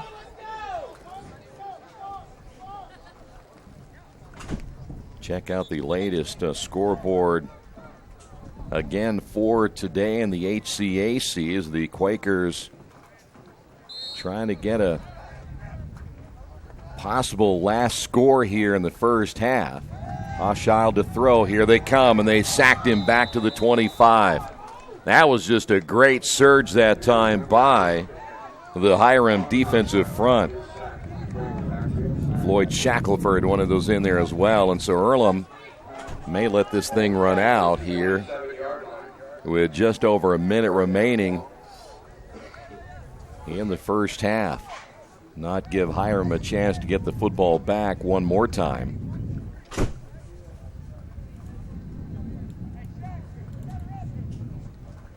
Earlham's got to find a way to get something in their offense going besides Melvin Davis here when we head to the second half of play. Again, we'll check out those first half numbers as well, and now that the clock got down to 0, the Quakers will go ahead and take the timeout right here with 38.9 seconds remaining. Again, live stats on Gorlam.com. You can also check out how the Earlham volleyball team did in their 4 games at the Quaker Classic. They had won 3 up until the time I left. I'm pretty sure they probably won the last matchup Well, again, let me go ahead and run down some of the scores in the conference right now. Fourth quarter is Trine leading Bluffton 34-13. Defiance having a rough one at home against Hope in the fourth quarter, 41-0. And Thomas More winning at Hanover 27-18. And we'll update that scoreboard. We get an opportunity as well. So following the timeout, 37.5 remaining. Earlham will run the football again. Melvin Davis trying to find some running room over the left side. He's going to be brought down after a gain of a couple. And we've got another timeout, I do believe. And so Hiram will use a timeout right here. So they're down to their final timeout. Earlham has also one timeout remaining. By the way, next week, make sure you check out Gorlam.com for all of the activities that will be going on Earlham's website. Do a fantastic job keeping updated on the schedule. I know that the soccer team was scheduled to play today, the women's soccer team. That game ended up getting rescheduled. So you want to check that out and make sure you know how the Quakers are doing throughout the entire season and also when and where all the teams will be playing. So the timeout, 4th down and 15. Hiram, again, still has one timeout. They think they can get something here at the end of the first quarter. New punter in the ball game for the Quakers. And this will be a very short punt. That is Robert Dickelman. And that's going to take a Hiram bounce and then back to an Earlham bounce. So Earlham catches a break at the 44. So I'm not sure, but maybe Jordan Christian may have gotten hurt when he was trying to run the football on that one play in which the Quakers had a low snap. So Jordan is still on the sidelines, and Hiram's going to have the football with 15.7 seconds remaining. I would imagine if they can't get something big out of this, they want to try to at least get 3 out of it before they head to the locker room. Again, the wind will be behind them. And here comes quarterback Randy Tucker once again in the backfield. He'll be joined there by Johnson, number 20. Marquithius Johnson has stepped in. There's the latest tailback, and Hiram again, 1st and 10. They'll fake the handoff, Tucker to throw. He's going to try to find something deep. He will find his receiver to the near side. I think that was bobbled, and it will be no catch. Luther Fortson took his eye off it at the last moment. It would have been a nice catch if he doesn't bobble it. It would have put them in field goal position with 8.4 to go here in the first half. So a break for the Quakers. Well, now you either take a shot at the end zone, something short to the sideline, and try to get out of bounds and save that one timeout that you have remaining. Trips to the near side. Tucker to throw. Steps up in the pocket. Has time. Throws. Ball caught. Time's going to run out here in the first half. And Hiram will get stopped short of the end zone. On that reception was Andre Dixon. And we have made it to halftime. There have been a couple of bright spots here this afternoon in the first half for Earlham. But again, the offense struggling, giving Hiram a short field throughout the afternoon. We will come back, run down those first half numbers, check out the college scoreboard, and much more here at halftime of the Wesley Bates Wealth Management Scoreboard. Hiram 27, Earlham 7. This is Earlham football and Radio Troy Digital Sport.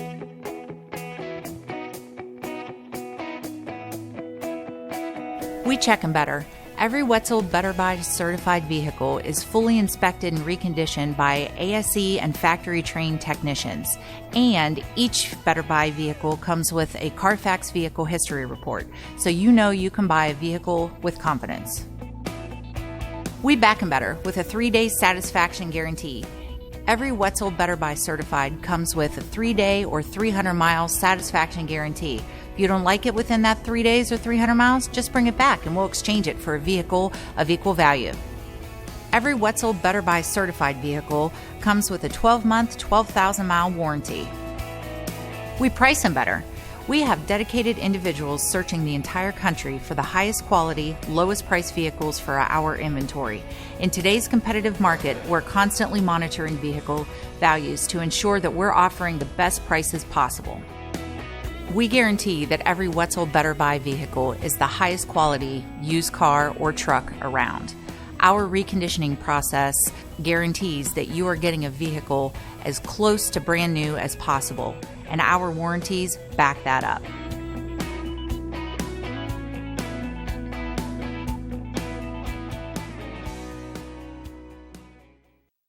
Little Sheba's Restaurant and Zini's Place. Come join us in Richmond at 175 Fort Wayne Avenue or at our newest location in Centerville at 129 East Main Street.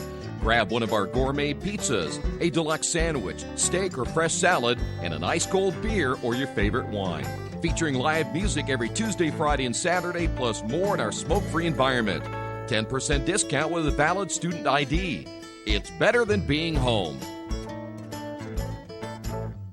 Mancino's is family-friendly, serving fresh grinders, pizza, pasta, and salads daily. They serve great food priced for family budgets. And whether it's one of their homemade grinders, salads, or pizza, there's sure to be something for everyone in your family. Our baking process may cost a little more and take more time, but the end result of freshness and flavor make the real difference in all of Mancino's award-winning products. Mancino's of Richmond. Give them a call at 966-1161 or go to their website, mancinosofrichmond.com. New Vision Sports is a training program that focuses on the training and improvement of this serious-minded athlete, including all ages and skill levels. From creating customized workout plans to providing ongoing motivation and support, New Vision strives to help you achieve your training goals. Their trainers use a variety of effective workout plans based on your specific goals. New Vision Sports, 977-5831, or go to their website, newvisionsports.com. That's New Vision Sports with a Z. The Indiana Football Hall of Fame in Richmond, Indiana was founded in 1973. Its mission is to honor the men and women who have excelled in high school, college, or professional football based on their coaching, athletic ability, citizenship, scholarship, and significant supporting contributions to the game of football. The Indiana Football Hall of Fame includes retrospection from Indiana's prestigious football history, from the late 1800s to the present. When you visit the hall, you'll see the names like Weeview Bank, Vegas Ferguson, Newt Rockne, and Lamar Lundy. The Indiana Football Hall of Fame is located at 815 North A Street in Richmond and is open Tuesday through Saturday from 11 a.m. until 5 p.m. There is no entrance fee and donations are appreciated. Take time to visit Indiana football history at the Indiana Football Hall of Fame.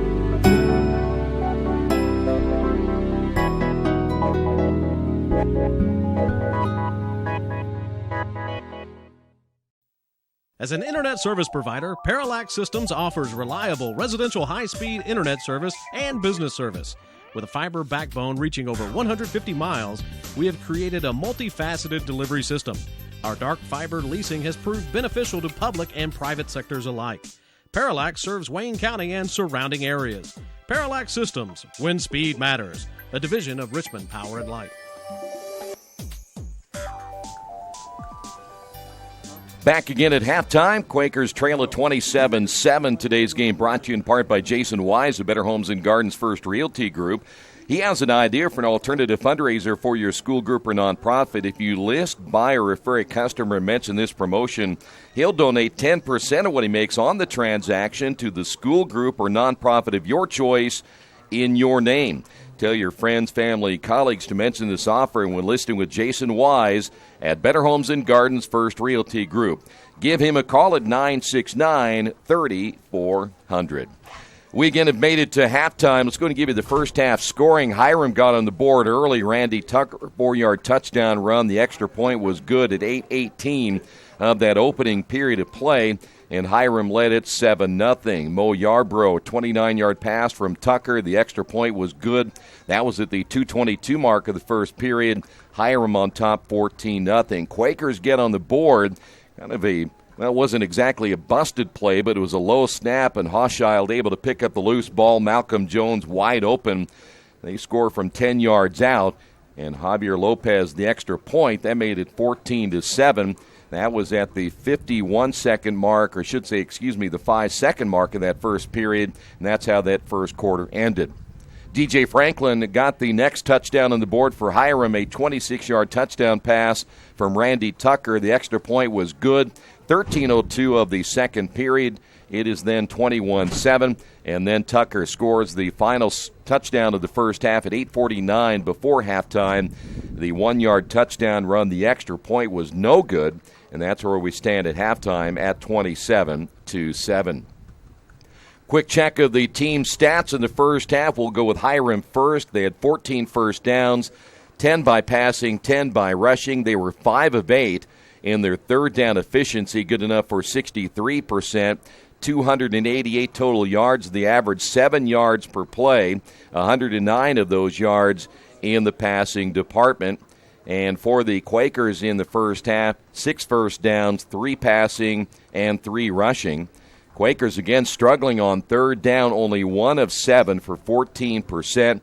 The Quakers managing just 86 yards of total offense in the first half, 31 of those in the air. Individually, Randy Tucker, 6 of 13, 109 yards and 2 touchdowns. His numbers this year pale in comparison to what he did a year ago with the 8 touchdowns he accounted for with 6 touchdown passes, but so far today, just 2 touchdowns and 109 yards. Isaiah Jones, pretty good first half, averaging 7.9 yards per carry. He had a long run of 42. 14 carries, 110 yards on the day. Crawford with 5 carries and 32 yards. Tucker, 7 carries, 29. Mo Yarborough, 1 carry for 4, and Andre Dixon, 1 for 4. In the receiving department, Yarborough with 2 catches, 38 yards and a touchdown. DJ Franklin, 2 receptions, 32 yards and a score. Andre Dixon, a reception, and Luther Fortson also with a reception in the first half. 2 fumbles on the day for Hiram. They lose 1 of those 2. The Quakers offensively on the individual side, Colin Hoschild, 4 of 12, just 26 yards, a touchdown, and an interception.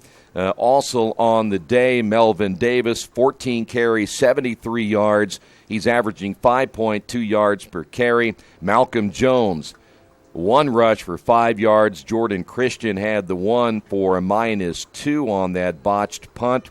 And then Colin Hoschild, 4 carries, a -21 yards on the afternoon. On the receiving side, Melvin Davis, 2 carries, 16 yards. Malcolm Jones, or I should say 2 receptions, 16 yards. Malcolm Jones, 2 receptions, 15 yards. And Elijah Bilal had 1 reception, no yards on the afternoon. So you can follow along, again, live stats throughout the entire afternoon right here on GoEarlham.com. Want to check out the conference scoreboard before we take another break and then talk about top 25 college football and more. Final score out of the conference, Trine knocking off Bluffton 34-13. Bluffton will enter the conference season at 0-2. Defiance shut out this afternoon by Hope 41-0. So Defiance also entering HCAC play at 0-2. Hanover, they lose today to Thomas More 27-18. Other games coming up later tonight. In fact, about an hour and a half from kickoff time for Mount St. Joe at Morehead State. Manchester's at Alma. Franklin at Albion. Indiana Wesleyan, their new football program, they'll be in Anderson tonight. And at 7 o'clock kickoff time, Rhodes will be at Rose-Hulman. When we come back on our halftime report, we'll check out top 25 college football, take a look at the Big Ten, and much, much more. Do not go away. This is Earlham Football and Radio Troy Digital Sport. Our community. It's where we live. It's where we work. It's where we play. At West End Bank, we're not just in the community, we're a part of the community. And that's why we support over 100 programs for local nonprofits and schools, including our financial literacy program that positively impacts countless students throughout the area. You bank locally, so we give back locally to watch people grow with endless possibilities. At the Reed Orthopedic Center, our physicians and support team devote themselves to helping you return to a healthy and active lifestyle. Our expertise includes shoulder, elbow, foot, ankle, hand, wrist, hip, and knee injuries, as well as pain management and rehabilitation, and school athletic training programs and sports medicine. We are committed to providing you with the best possible orthopedic treatment that we can. To request an appointment at the Reed Orthopedic Center, call 765-935-8905.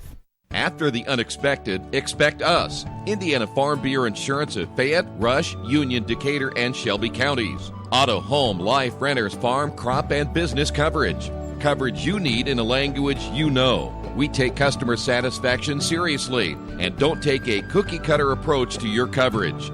For more information, call 800-723-3276 or go to their website, in.farmbureau.com. Today's game is being brought to you by Tri-County Awards in Richmond. Customized awards and quality engraving services. When you come to Tri-County Awards, you'll get nothing but the best customer service. We take pride in our prompt service and easy availability. Celebrate success with a gorgeous medal, trophy, or plaque from Tri-County Awards. We've been crafting awards since 1972. Choose from a wide variety of designs and styles. We're a locally owned and family-operated business. Tri-County Awards, 1001 South East Street in Richmond. Some people are born lucky. Other people take luck into their own hands, avoid stepping on sidewalk cracks, and wouldn't dare walk under a ladder. But whether you were born with luck or make your own, when it comes to your insurance coverage, luck should have nothing to do with it. So talk to Indiana Farm Bureau Insurance today or visit them online at infarmbureau.com to purchase an auto policy. Indiana Farm Bureau Insurance. Stop knocking on wood.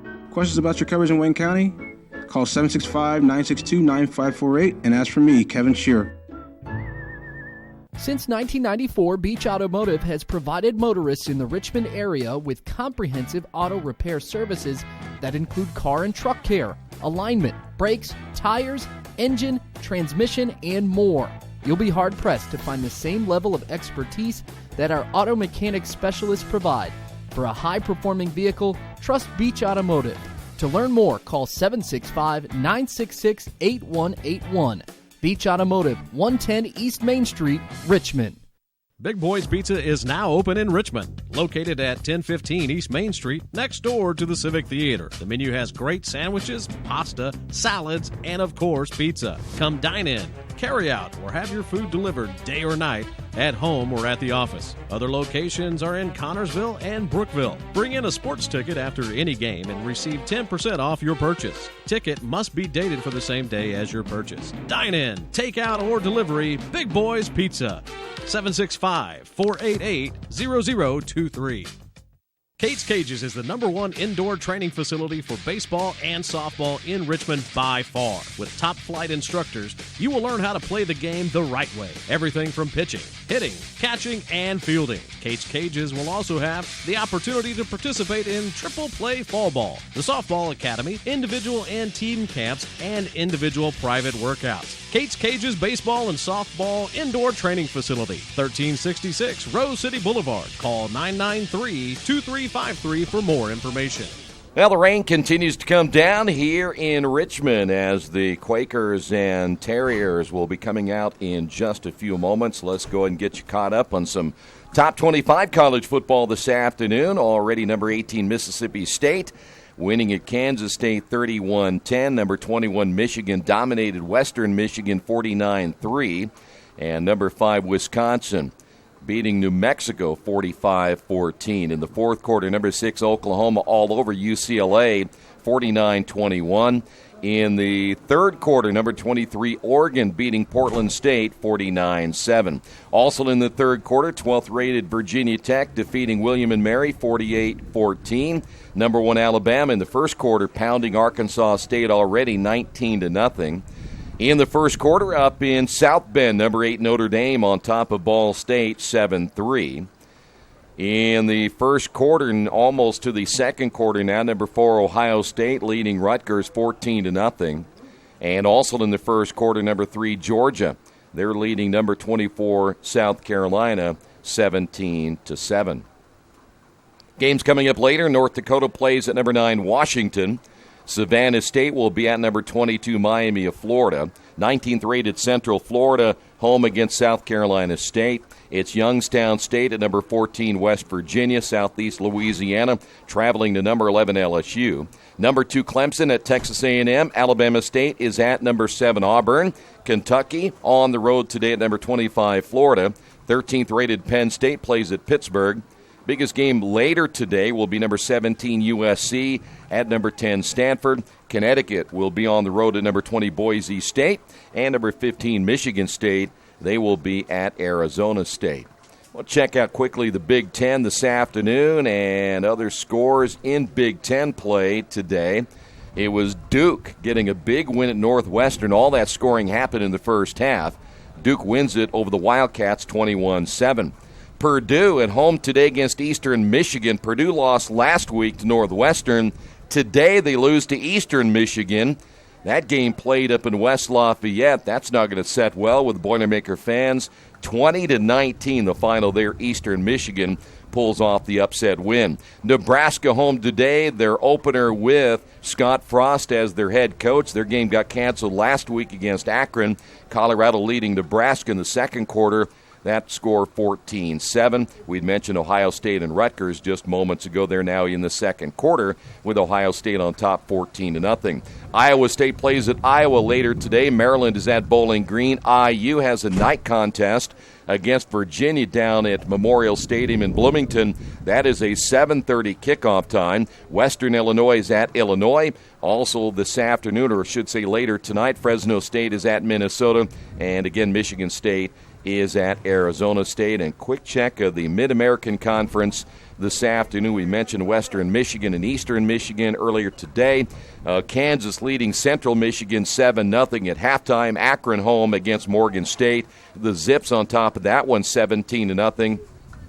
Kent State now leading Howard 16-0 in the first quarter. Buffalo's at Temple. Buffalo leading that one 12-0. Later today, Northern Illinois home against Utah. And then Cincinnati plays Miami of Ohio. That's going to be a late night start. 8 o'clock when you consider those two teams playing down at Paul Brown Stadium in Cincinnati. So they get a late start on that one again tonight, the Redhawks and the Bearcats. We will take a quick timeout. When we come back, Quakers will try to get that offense rolling here in the second half on the Wesley Bates Wealth Management scoreboard. It is Hiram 27 and Earlham 7. This is Earlham Football and Radio Troy Digital Sports. Wish me luck, wish me luck. We've all said it. Thing is, life doesn't run on luck. For most people, it takes careful planning. A lot more than, say, crossing your fingers or toes. So talk to Indiana Farm Bureau Insurance. Because as your life changes, your life insurance coverage should do the same. And when it comes to your coverage, luck should have nothing to do with it. Indiana Farm Bureau Insurance. Stop knocking on wood. Questions about your coverage in Wayne County? Call 765-962-9548 and ask for me, Kevin Shearer. At First Bank Richmond, we provide you with an excellent banking experience. Whether it's personal checking, savings, mortgage loans, consumer loans, retail lending, or trust and investments, you can count on First Bank Richmond. First Bank Richmond has been serving the Richmond area since 1887.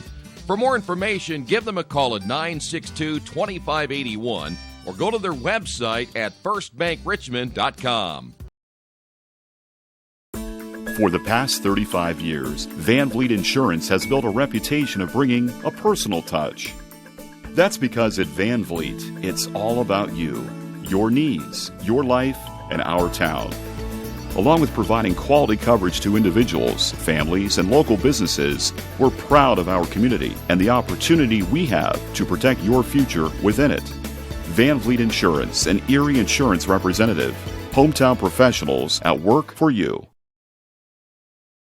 Finding just the right used car can be a daunting task unless you shop at Tony's Car Sales in Richmond. Hi, this is Troy Naragowski. I can guarantee you one thing. Tony's professional staff will help you every step of the way without all that pressure of buying a new car. Hey, I bought my last 2 cars from Tony's, and it has been a great experience every time. Tony's has lots of one-owner cars, SUVs, and trucks ready for you today. Tony's Car Sales, 250 National Road West in Richmond.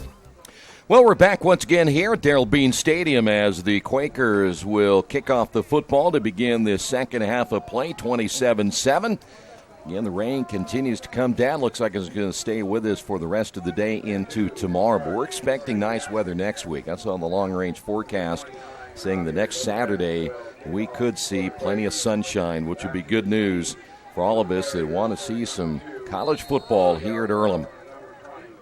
Hiram will have the football for the first time in the second half as the Quakers again will line it up at the 35-yard line. This is Javier Lopez and a short, high kick, and that ball is going to go out of bounds. Earlham trying to get possession there with Justin Carobo on special teams. Flag will go down right at about where it would be anyway at the 35-yard line. Randy Tucker once again back out for the Terriers here in the second half. Boy, these guys got to be soaked right now. Amount of rain, though, it has not been generally heavy, but it has been very steady so far. Not only the football players, the workers, the ball boys, the gang that works the chains, and everybody else that is helping out. I think they're going to make Earlham kick it again, and they will.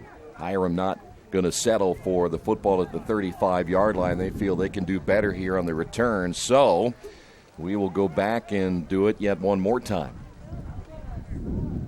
What do you think about all the, I know some of you that have been watching or have been to an Earlham game or a Hiram game, whatever the case may be in football, it takes a lot to put on a college football game, the amount of staff and all the people that work the sidelines and these guys today trying to keep the footballs dry. It's just a huge, huge operation.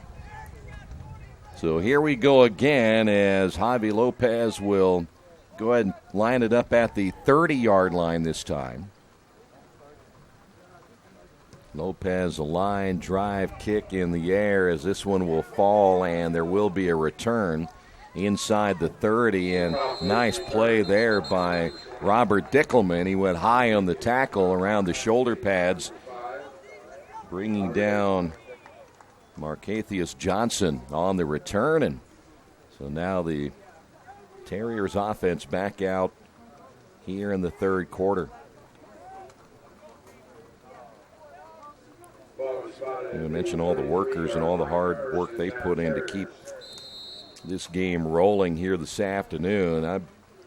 I know it has been miserable the last couple of Saturdays. Of course, we had some soccer the other day. It ended up seeing a lot of rain as well and thunderstorms. And we have a timeout already. So Hiram getting an early timeout here to begin the second half. Hey, I want to remind you, if you're planning on coming to the Richmond area, maybe a homecoming event, which will be coming up very soon for the football program or any other program, make sure you visit the Best Western Classic. Best Western Classic of Richmond. Get the most amenities available, no doubt about it. Indoor pool, fitness center, conference space, free buffet breakfast, free Wi-Fi, clean, quiet, comfortable room, and, of course, very close to many restaurants and shopping areas here in Richmond. Best Western Classic of Richmond, 533 West Eaton Pike. First down again for the Terriers. They use a quick timeout. They're going to run the football. Gain of a couple. Crawford on the carry there for the Terriers. Terrell Crawford out of Cleveland. Played his high school football at Garfield Heights, just a sophomore. They got a couple of backs that are not real big from a height standpoint. He's 5'7", but a very powerful 190 pounds. Second down and 8. Now Tucker to throw. Ball caught 40, 45, and another first down. That'll be DJ Franklin once again on the reception. And another first down for the Terriers. And Hiram is going to eventually put up some big numbers, I would imagine, by the time it's all said and done. Nothing huge from a standpoint of what they did last year, but Here's another nice run. They're just content. But there's the book. I think the football came loose. They're going to say he was down. Earlham thought they had the fumble, but the official said he was down. That's Terrell Crawford once again. And when you're a football team that is struggling, you look for every break you can possibly get. The Quakers will not get one right there. Carobo is out. William Norwood will come in. He's out of Austin, Texas. Bet this weather's a little bit different for him. 13:43 to go in the third.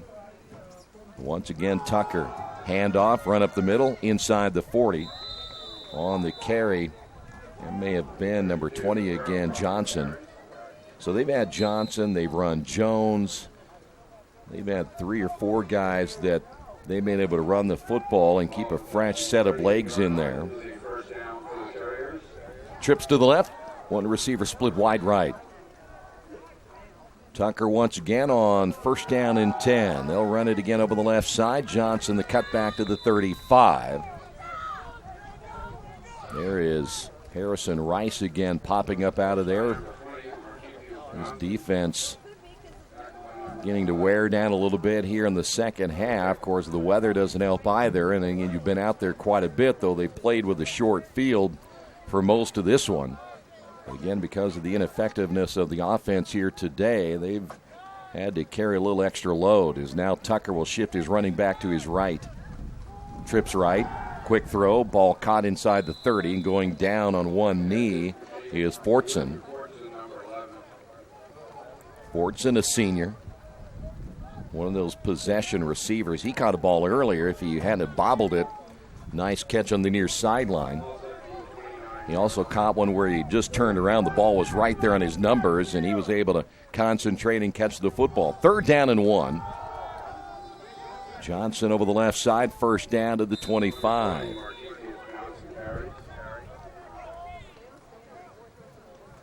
Shoemake losing his hat. And that means he'll have to come out for one play. 12:05 to go. Steady rain still. Lights have now come on here. It was really getting dark. So the lights have come on now here this afternoon. Tucker to throw. Pumps. Now keeps it himself. He's got a lot of real estate in front of him. 15, 10, cutback, 5, touchdown. And there is a flag down. That could be good news for the Quakers. Tucker can't be happy. A touchdown taken away right there, but I think it may go against the Terriers. It's at the 13-yard line.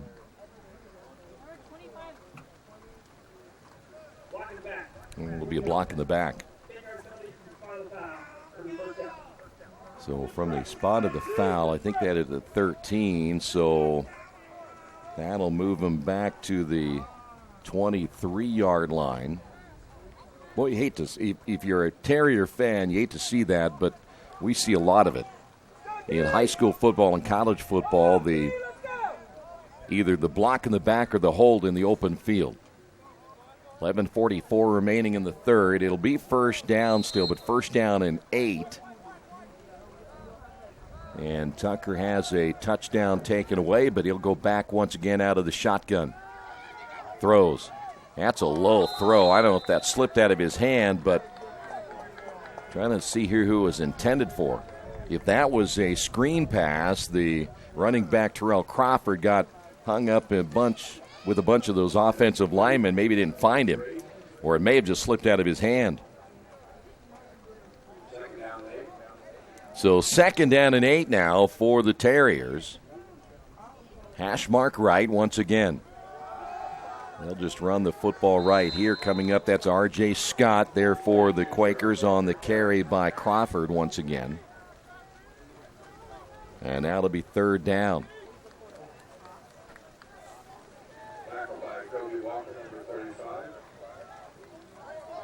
Four wide. Now for the Terriers. Big 3rd down play here for this Earlham defense, trying to get a stop deep in their own territory. Tucker to throw again. Soft touch. That is going to be caught, and that's going to be a first down. On the reception once again, DJ Franklin. Franklin run out of bounds at about the 10-yard line, so now the Terriers will have it first and goal at their own 10. And we've got another timeout. Earlham this time will get the timeout. They will use their first timeout here in the second half. We'll take a break as well on the Wesley Bates Wealth Management scoreboard. Quakers down by 20.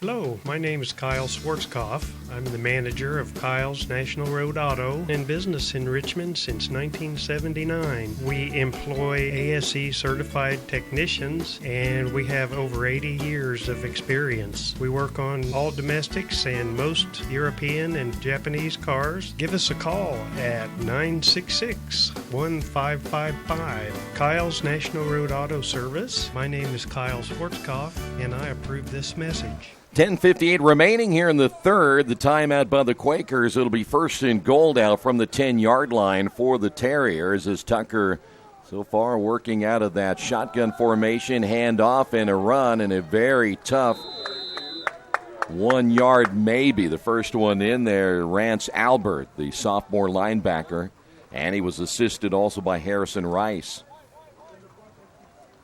They're going to say no gain on the play. Let's call it second down and goal from the 10, though the football looks like it's going to be placed at the 9. Let's go and give him a yard on that play. So second and goal. Terriers with the high snap, throw of the middle, ball behind the intended receiver. That was intended for number 5, which is Andre Dixon. But that pass behind him by about 3 feet. And that'll fall incomplete. And it'll be third and goal from the 9.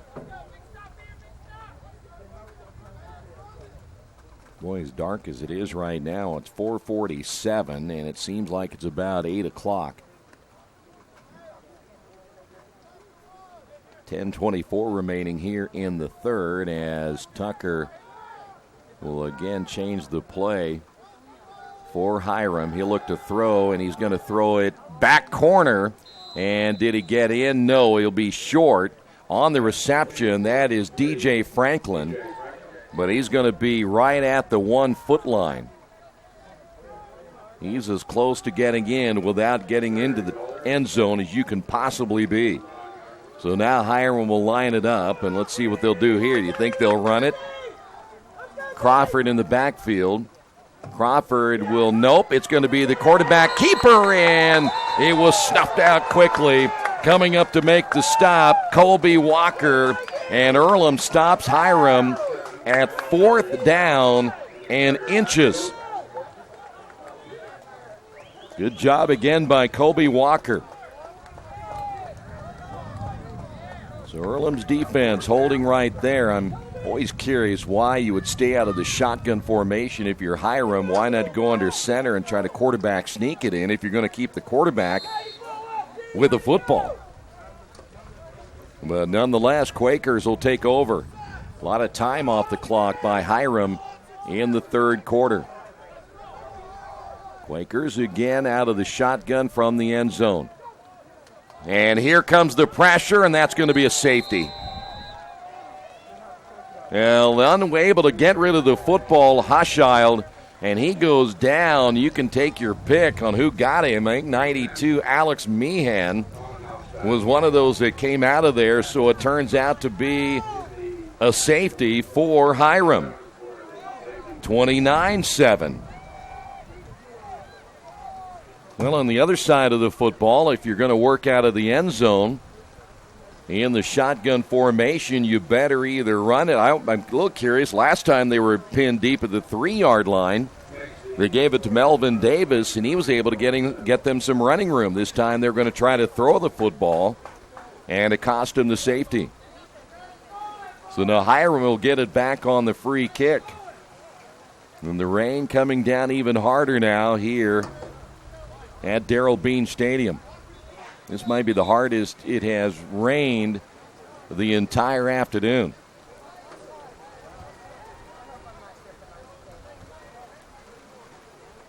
However you look at this one, Hiram is going to get some pretty good field position out of this. There's that wind again. That wind, by the way, speaking of the rain and the wind coming together, you can hear it hitting our microphone and the crowd mic. But if you're the Quakers, you're facing the wind and the rain right now. Fourth quarter will be much better for them once they turn around, but right now they're having to battle through the elements and this Hiram defense who came after them for the safety. And now the kick as the ball falls off the tee. A lot of teams will just punt it right here, but Quakers will go ahead and let Javier Lopez kick it away. There is now coming in to hold it will be Jamel Barnes. Nope, Barnes going to back up, so they'll have everybody in on coverage right here. So Lopez to punt there, should say to kick this one away. That one's headed toward the sidelines, and that's not good news either. Flag down again. They may make him kick it again, too, and back him up another 5 yards. So that'll put him back to the 15-yard line.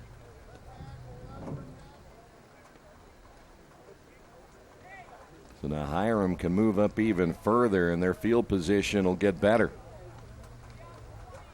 They have 4 different players deep for Hiram, knowing that things are wet. If they fumble the football, they get bodies around it.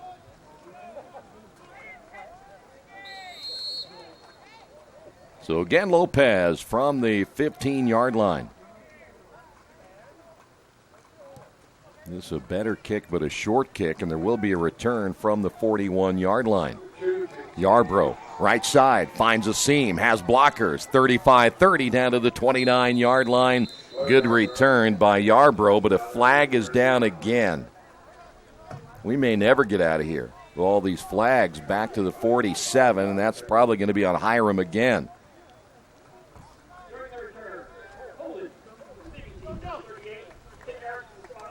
Said the 38, Max Hendricks, guilty of the holding penalty on Hiram. If you're the head coach for Hiram, you can't be happy. A couple of stupid penalties here by the Terriers. Happening in the open field, as we said, so that backs them up to the 43-yard line. So now Hiram, our camera guy, will get the, there you go. So now Tucker once again got his team down to the inch line, you might say, and were unable to get into the end zone in their last possession. First down and 10 for the Terriers here in the third. Run the football once again, 50-45, putting his head down is the very talented running back, Marcathius Johnson. First down run once again for the Terriers. I don't see any flags down this time. Now the football at the 37-yard line. 9:24 to go. Johnson again. Fumbles the football. It is loose, and I think the Quakers may have come up with it. Earlham able to retrieve the fumble, and the Quakers will get it back on the turnover. Well, there's a break the Quakers needed. Another fumble by Hiram. See, Baker recovered the fumble. How many fumbles is that now? That is going to be, their third, and there's a flag down. I thought they've lost 2 of those today. The stat sheet says 1. It may not be updated, so 3 and 2, I believe, is how it is right now. That penalty against the Quakers once again will back them up another 5 yards. And now things really on the field getting sloppy.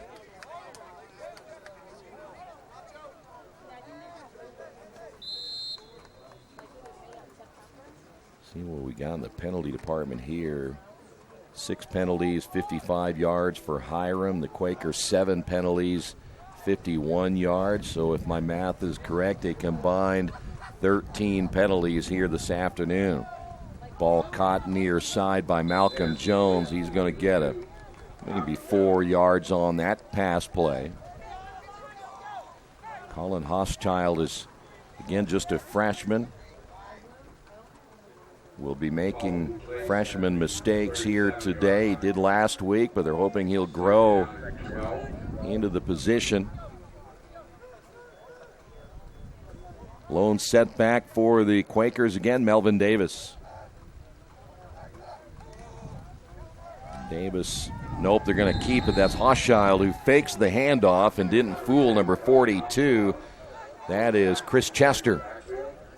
And so a sack by Chester. And Earlham now with another 3rd down and long. They have to get to the 49-yard line. Earlham has had one good offensive possession today. But so far, they have not been able to do anything on a consistent basis. This is much like what happened last week. 79 total yards of offense so far for the Quakers. Fake the handoff again. Hochschild to throw. Ball is in the air, picked off. Boy, that was just a duck right there. Re-intercepted by Isaiah Azubaiki, and he's going to return it all the way inside the 10-yard line. There's another flag down. And this might be another one against Hiram. That was your quarterback, Hochschild, on the turf there for the Quakers. Looks like he's going to be okay. Boy, if I'm the Hiram coaching staff, I'm wondering what my team is doing here. They've shot themselves in the foot again on that return. There's another holding penalty. 7:48 remaining in what has been a very long third quarter already.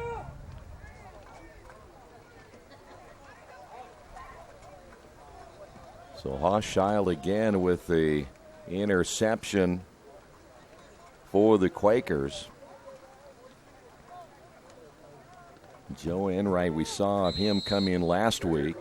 And if our cameraman will get the camera back over there once again, it is Hiram football. But you can't tell right at the moment because he's asleep. There you go. Carry by Crawford. Gets a couple.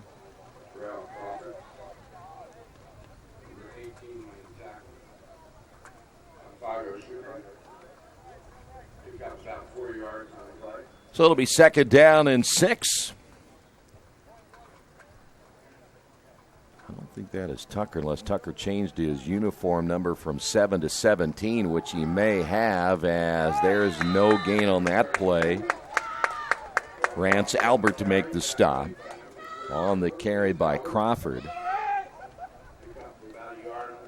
Now they have Rodney Myers, number 17. If that is him, that's Rodney Myers, the backup quarterback, who looks a lot like Randy Tucker.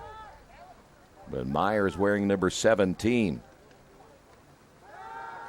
They'll throw in the air, and that's going to fall incomplete. It was intended for DJ Franklin.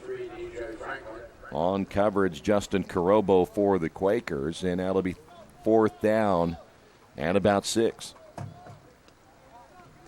I was going to see on the sidelines if I can see if Tucker is over there.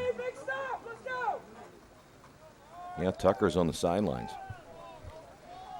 So they've gone with their backup quarterback once again, and Rodney Myers.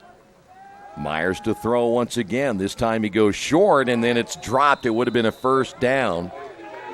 But DJ Franklin can't hold on to the football, and the Quakers offense back onto the field once again here in the 3rd quarter with 6:41 remaining.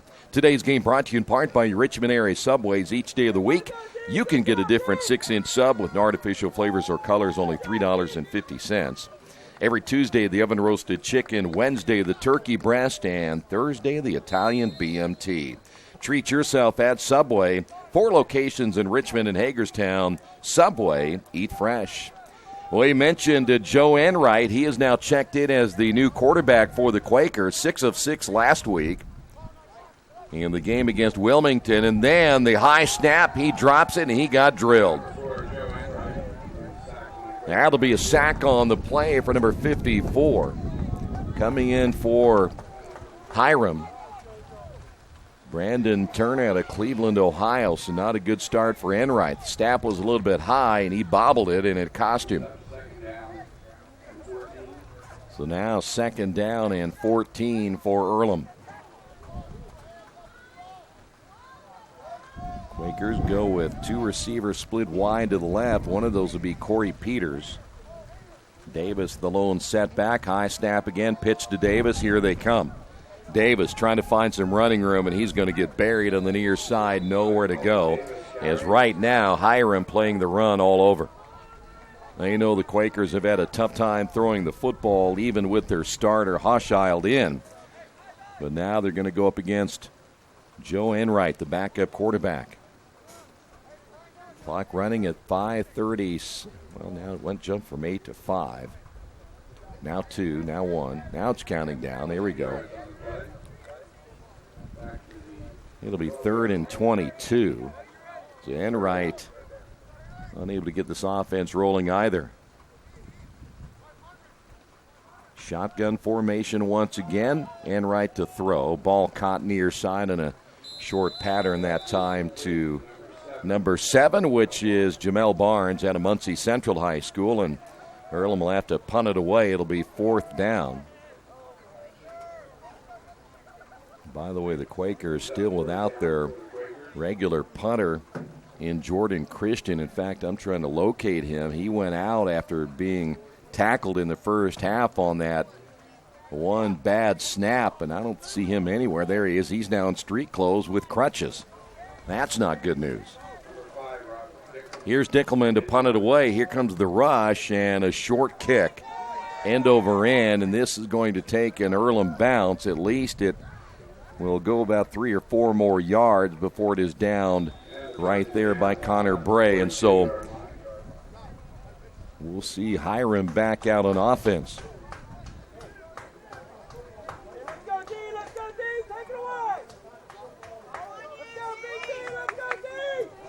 4:23 to go here in the third. Hiram football. 1st and 10 at the Earlham 41-yard line.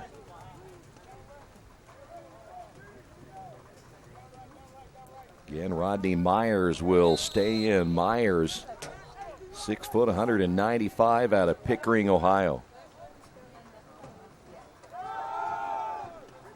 Hand off up the middle and short gain. Harrison Rice, one of those there for the Quakers. Also number 44, which is Rance Albert. On the carry again, Johnson.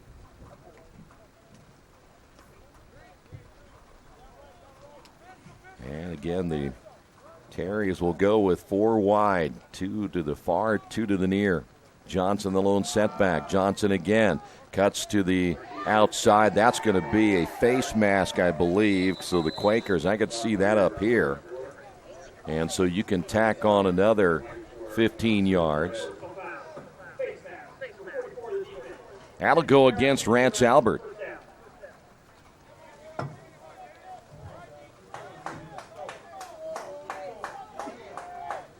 Well, the coaching staff trying to get this defense some encouragement here in the third quarter. But right now, they're having a difficult time stopping Hiram. Hiram has really done the job stopping themselves so far here in the second half. But now a chance again for Rodney Myers to lead this offense here in the third quarter. Johnson, the lone setback, as Hiram again out of the shotgun. Johnson up the middle will be tackled there again by Kobe Walker.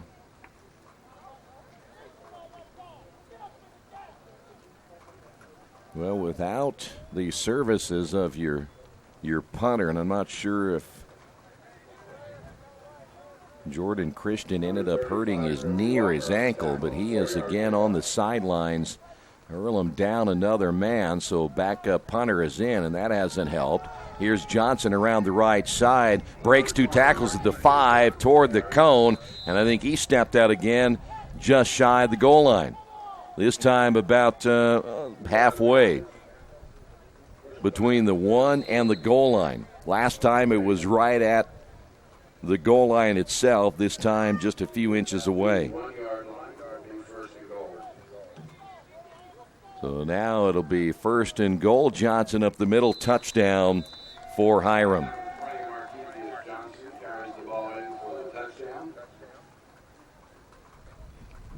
2:52 remaining here in the third, now 35-7.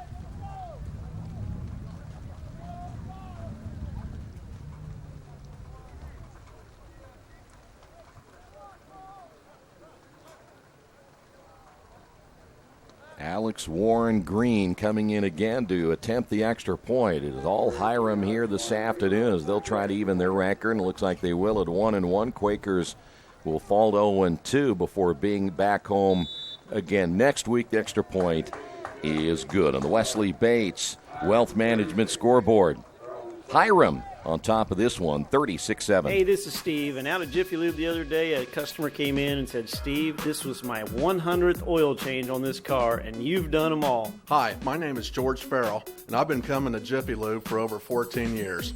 I recently just had my 100th oil change. I'd like to thank Steve Funkhauser and his staff for the great service that they've provided me over the years. Thank you to all, and I would recommend anyone to come to Jiffy Lube to get their car serviced. Jiffy Lube, #1 in customer satisfaction for a reason. Are you looking for the right place to work out, a place where you have several choices and can have fun at the same time? Well, that place is right here in Richmond, Family Fitness Works. Family Fitness Works has spinning, Zumba, kickboxing, core works, kick fit, body pump, body flow, and much, much more. And don't forget, Family Fitness Works also has Richmond's most extensive free weights and Nautilus in the area. Check out their website at familyfitness.com or stop by at 213 North 3rd Street in Richmond. Well, Hiram will kick off the football. Quakers will get it back. We'll see if Enright will be back in as well. Now, that's going to go in and out of the hands of Jamel Barnes, and Barnes trying to make something out of this one. He's going to get buried back at the 1-yard line. That's the second time we've seen a special teams mistake by the Quakers. The last one was by Elijah Bilal, and the Quakers were buried at the 3-yard line, managed to get out of it thanks to running back Melvin Davis. But now they're going to be buried all the way back. In fact, they were generous to him and gave it to him to the 3-yard line. Very well could have been right at the 1-yard line. 2:43 to go. Rain continuing to fall here in Richmond, and it has been more steady as the afternoon has gone along. Enright out of the end zone. Davis tackled at another safety. Another safety for this Hiram defense, and it's now 38-7. How many times do you see two safeties in one game as the Terriers bring down Melvin Davis in the end zone? And things are going from bad to worse now for the Quakers here this afternoon.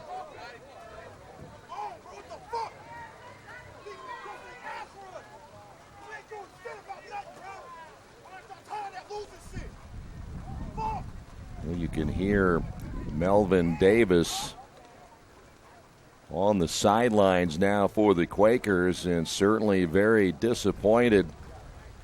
The freshman running back now walking down the sidelines, just trying to get his thoughts together as the Quakers very disappointed.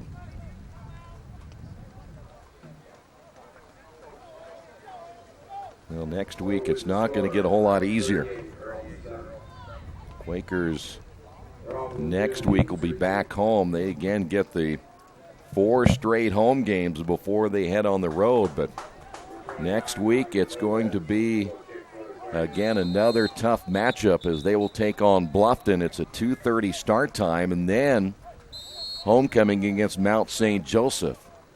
And those will be their first 4 games out of the chute here in the month of September. But it'll get tougher next week, even though Bluffton is struggling early as well. They'll come in here knowing they can get a chance to get a win. That ball will be basically an onside kick, will fall in, and Earlham's going to get it.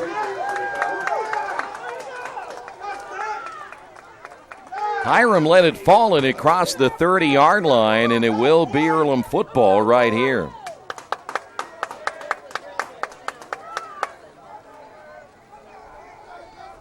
A little surprised that was Jordan De Alameda who didn't come up for the Terriers and catch the football. He just let it drop. You can still go get it even though it doesn't go 10 yards. I'm a little confused why he didn't go and receive the football, and I think we have another timeout. I'm not sure why, but I think the head coach for the Terriers would like an explanation. And from the look on his face, and I can see it through my binoculars, he is not happy about the explanation that he is getting.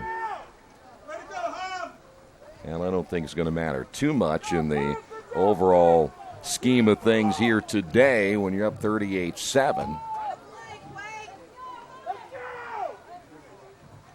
We still have a fourth quarter to go.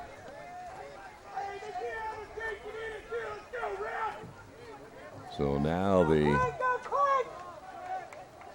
Terriers back on defense. Quakers with Enright once again at quarterback. First down and 10 at their own 31. Davis on the carry, and they're just pinning the ears back and coming after him. They're playing the run every time. I mean, I would expect them to. There's that wind again. This has become more of a monsoon than what we had earlier. As again we get later in the day, the conditions get a little bit worse, not only for the weather but for this offense.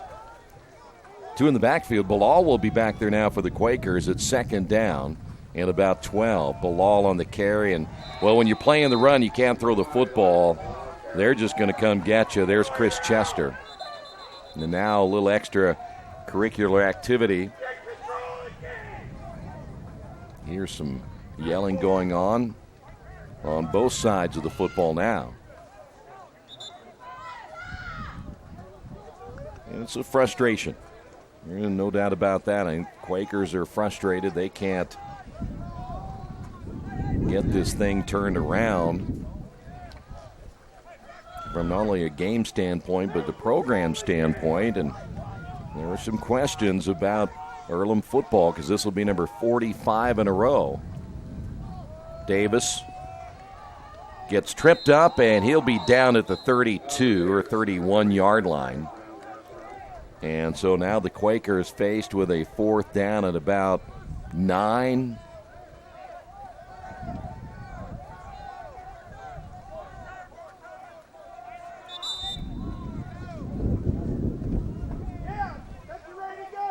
So now the Quakers will give up the football once again as Robert Dickelman will come in. He's out of Athens, Ohio, back at quarterback and now the punter.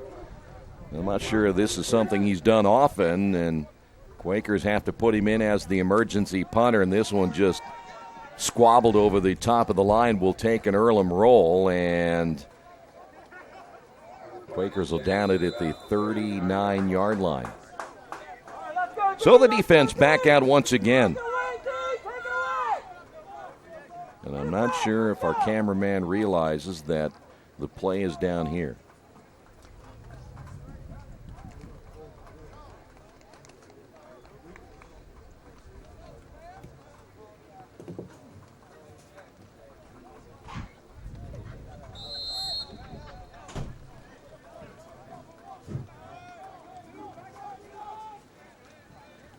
So Hiram again, first down and 10. We'll put it at the 39-yard line. Had to go wake my cameraman up. To throw, near side, and in and out of the hands, and then eventually knocked down by Austin Baker.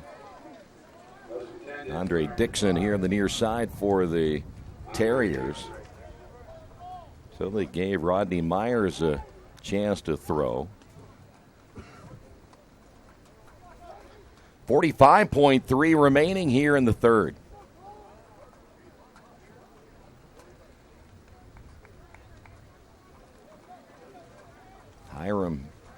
brought about 20 people here. You see a few of them under the umbrellas and all the weather tarp on the far side. Here's the keeper again by the quarterback, Rodney Myers. He'll be brought down at the 43. I say tarp. I think a couple of them have all that blue tarp on them. And there's a Boston Celtics fan there, too. That's good news. So it'll be now, third down at about 6. Pace of this one has really come to a crawl here in the third. And I think that maybe Hiram is just going to let this one run out. They can. They don't have to run another play here in this third quarter. Will they do so? Yes. Quarterback keeper. Out to the 50 and brought down. There is Rance once again. And that is going to do it. It's going to be, I believe, another first down. But we are going to head to the fourth quarter. It is all Hiram on the Wesley Bates Wealth Management scoreboard. Quakers trail at 38-7. Best One Tire and Service has been committed to our partners since 1948. With more than 250 locations in 26 states, Best One puts over 1 million tires on the road every year. Superior tires, expert service, competitive prices. Best One Tire and Service, where the best costs less. Hi, I'm Roger Clark with Best One of Richmond. Because Best One is one of Bridgestone's largest retailers, we offer exclusive Bridgestone savings. Visit us in Richmond to save on Bridgestone tires today. Georgia Direct is your one-stop source for floor coverings and decorating ideas for remodeling a home, office, kitchen, or bathroom. Their showroom offers quality products from Mohawk, Shaw, Armstrong, Craft Made, and many more. They proudly offer Richmond the best quality and variety of home design solutions at competitive prices. At Georgia Direct, their goal is to deliver an outstanding customer experience from selection through installation. Georgia Direct Carpets and Cabinets, 5200 National Road East, Richmond. Well, down our final 15 minutes here this afternoon as Hiram with a football on first down. Quarterback keeper here to the near side. That's Myers. Alfonso Shoemake, one of those coming up off the pile. Vincente Becerra once again for the Quakers. And, of course, we've called Harrison Rice his name quite a bit here in this late afternoon on a wet, soggy Saturday. Hiram again quickly back to the line of scrimmage. No huddle offense. Right side, first down and more. Breaking tackles down to the 30. Once again on the carry, Terrell Crawford. He'll get another first down. Rance Albert had a chance to maybe stop him with no gain, but he breaks the tackle, and now we have a injured player down for Hiram. And maybe the ball carrier there for the Terriers and Terrell Crawford. While they're checking him out, let's get you updated. A couple of scores here this afternoon in college football, as another final today as number 12 Virginia Tech beat William and Mary 62-17. That Oregon game is over. The Ducks knocking off Portland State 62-14. A couple of big scores there. Alabama putting it to Arkansas State 40-0. They haven't made it to halftime yet. Ohio State on top of Rutgers at halftime 35-0. And number 8 Notre Dame, Ball State hanging right in there. Ball State trailing 14-6 right before halftime. First down and 10 for the Terriers, and the little mix-up between the quarterback on the handoff. Rodney Myers turned and looked like he was going to hand it off to Mercathius Johnson, and then Myers kept it himself. Second down and about 7 now for the Terriers. Football will be placed at the 27-yard line. 4 wide, and the lone setback Johnson. They'll look to throw. Plenty of time. Down the middle, little floater. Ball caught inside the 5 and finally brought down by Kobe Walker. Great catch by number 5. That is Andre Dixon once again. That's good touch, though, by the quarterback, Rodney Myers. So now Hiram knocking on the door once again as the Quakers have their back against the wall. The quarterback will keep it himself, and I don't think he got in. Stopped at the 1 yard line is Rodney Myers. I would still think if you're going to be in this situation and you're going to have your quarterback keep it, why go the extra 5 yards? Why not just go under center and quarterback sneak it from there? 2nd and goal now for the Terriers. Rolling and looking to throw now, tucking it himself, and see he's still going to come up short at the 1. So Myers was looking to throw, but again, this area, the window gets a little bit smaller when you're down inside the 5 yard line. This time the quarterback a little slow getting up in Rodney Myers. Myers not maybe quite as anxious to run the football next time after taking a hard hit. Quakers make a change. Coming out will be Vincente Becerra. Vincente, big fella. And now the officials are whistling. Well, there's an injured player for Hiram. Looks like number 65 coming out of their lineup. Dominic Dulan. Dulan coming out. 3rd down here for Hiram. Handoff. Johnson, sweep around the right side. Waltzes into the end zone for the touchdown. Now 44-7.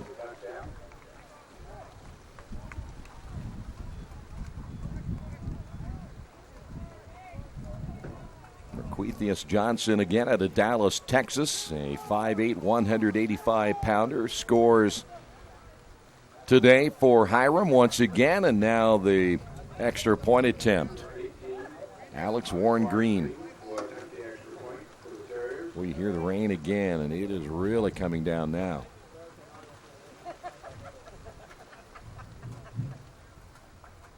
Low snap. The kick is up, and did he get it through? Yes, though it wasn't pretty, it was good.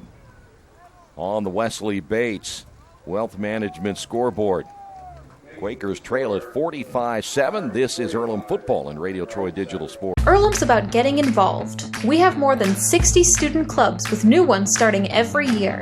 A variety of sports, plays and concerts, parties, trips to nearby cities. Interesting people from all over the world. Earlham College, always engaged. As an internet service provider, Parallax Systems offers reliable residential high-speed internet service and business service. With a fiber backbone reaching over 150 miles, we have created a multifaceted delivery system. Our dark fiber leasing has proved beneficial to public and private sectors alike. Parallax serves Wayne County and surrounding areas. Parallax Systems, when speed matters, a division of Richmond Power and Light. Earlham will get the football back once again as Elijah Bilal will be one of the two that will be deep. The other one will be Connor Bray. This is Bray coming up at about the 18. Bray at the 30. 35, spins, and we'll get out to about the 39-yard line. And Hiram has another player down.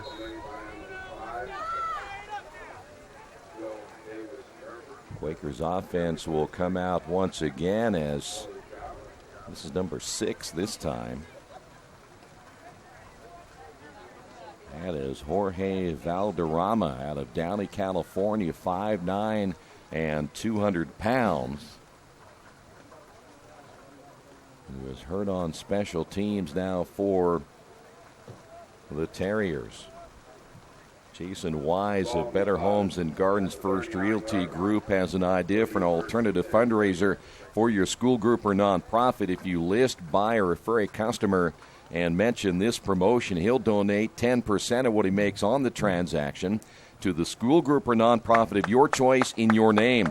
Tell your friends, family, colleagues to mention this offer when listening with Jason Wise at Better Homes and Gardens First Realty Group.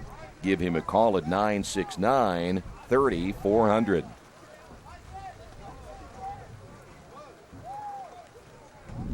So the Monsoon continues. The Quakers now have all of the weather behind them. I don't know if it makes a whole lot of difference. We'll put the football at the 39. They'll try to get a dry football if they can, but I doubt there's much of anything dry out there now this afternoon. Hand off Davis, and he's going to lose a yard. Now, they're again, and it's not hard to figure out. It's simple football right now that Hiram's going to keep playing the run here.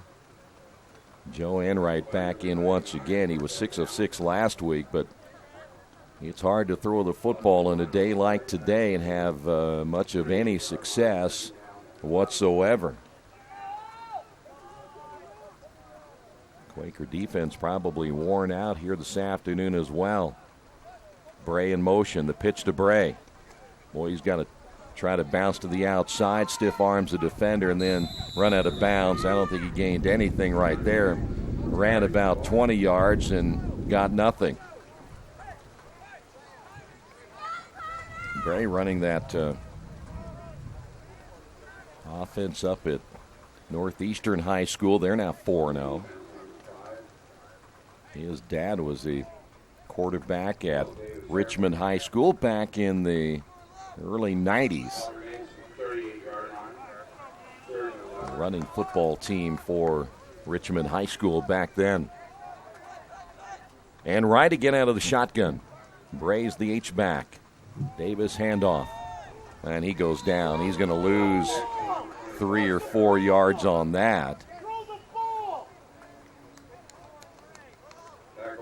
Swearigan there on the tackle out of Eastlake, Ohio. Earlham fans want the Quakers to throw the football, but at this stage, that's not going to do you a whole lot of good.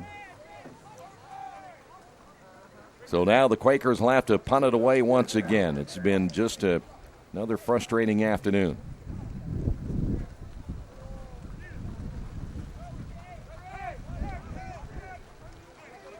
Quakers may be short of couple of guys on special teams, and so running out will be Robert Dickelman, the punter. So Earlham has to blow a timeout right there because the punter wasn't out there. Earlham down to their final timeout here in the first half. We will take a quick break as well. Quakers trailing on the Wesley Bates Wealth Management scoreboard 45-7. New Vision Sports is a training program that focuses on the training and improvement of this serious-minded athlete, including all ages and skill levels. From creating customized workout plans to providing ongoing motivation and support, New Vision strives to help you achieve your training goals. Their trainers use a variety of effective workout plans based on your specific goals. New Vision Sports, 977-5831, or go to their website, newvisionsports.com. That's New Vision Sports with a Z. Quakers punted away. This will be a line drive kick again by Dickelman, and everyone backing away as Dickelman, the, again, emergency punter now that the Quakers without Jordan Christian. So Hiram will take over 1st and 10 at their own 33-yard line.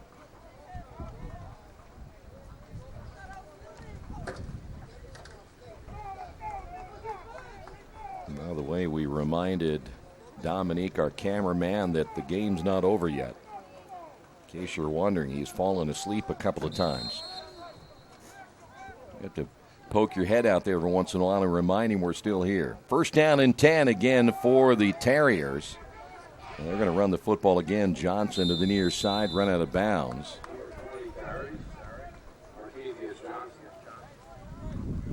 I asked him what he was listening to earlier, and he told me he was listening to polka music. Who listens to polka music? 9 minutes to go. I got to give it to these fans that are hanging around in this one. Trips to the near side will go hash mark right. Myers again at quarterback will turn. It'll be Johnson. He'll get about 3, very close to another Hiram 1st down. Mention live stats once again on GoEarlham.com if you want to check them out when this one is over here this afternoon. 478 total yards to 67 for the Quakers. Earlham's going to have to find a way here relatively soon to fix this offense if they can. They don't have the services of Wes Hundley like they did last year, and so the quarterback situation has been a little bit shaky. Ball caught, breaking tackles once again, first down, and then driven out of bounds. Malcolm Jones, I'll take that back, that's going to be Mo Yarbrough. That should have been a stop for nothing right there, but the Quakers missing tackles. So it'll be first down to the 39-yard line. Ball at the 39-yard line, 1st and 10, Hiram.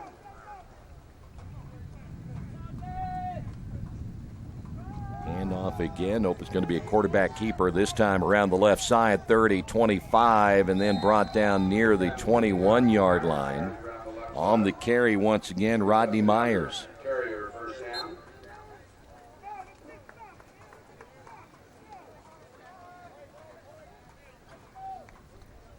Right now, Hiram trying to run some clock right here in the fourth quarter, leading at 45-7.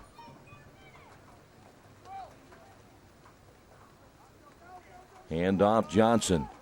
Jukes to the outside, cuts back up the middle and made something positive out of a negative right there. Down to the 16-yard line, and a flag is down.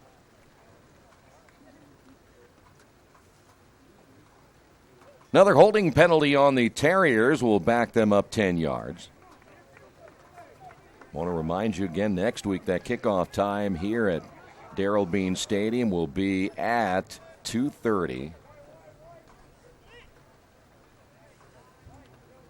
And again, as I said earlier today, it appears that the weather is going to actually cooperate next week.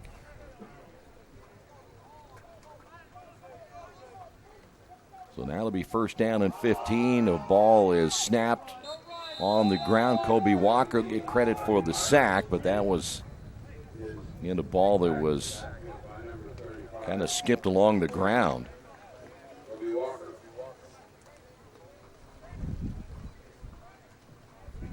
So that'll be second down and long. They have to get down to the 11-yard line for a first down here for the Terriers.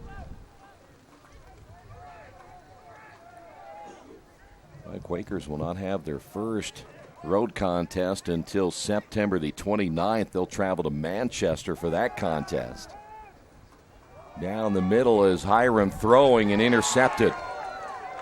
I'm a little surprised that Hiram would be throwing this late in the ball game, but they did. That'll be picked off by Robert Dickelman.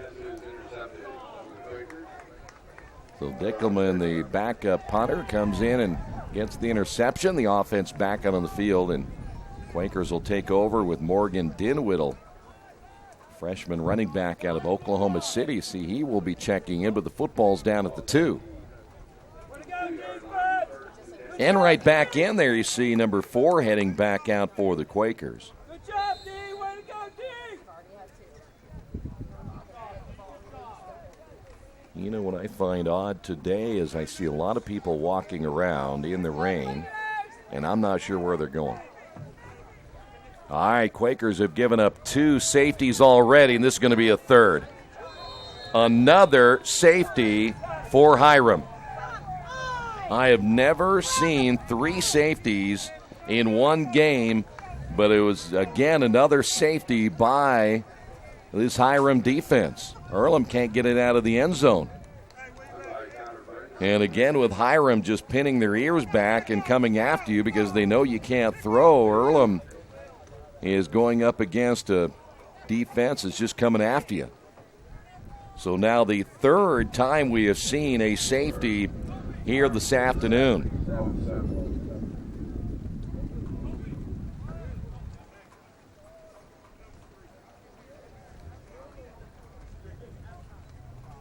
Now 47-7, and what we would consider to be a score not as close as it may indicate. Well, we're not going to sugarcoat it at all. This is a football program that is going to have a huge influx of talent if they're ever going to get this thing turned around.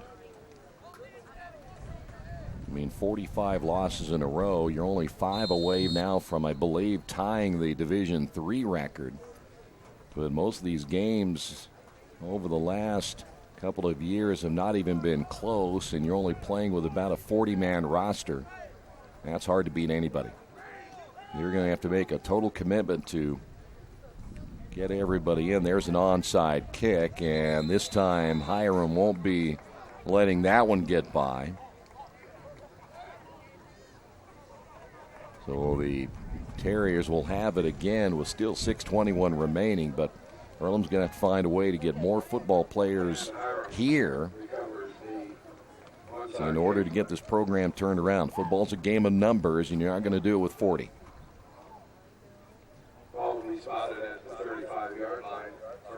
So Hiram,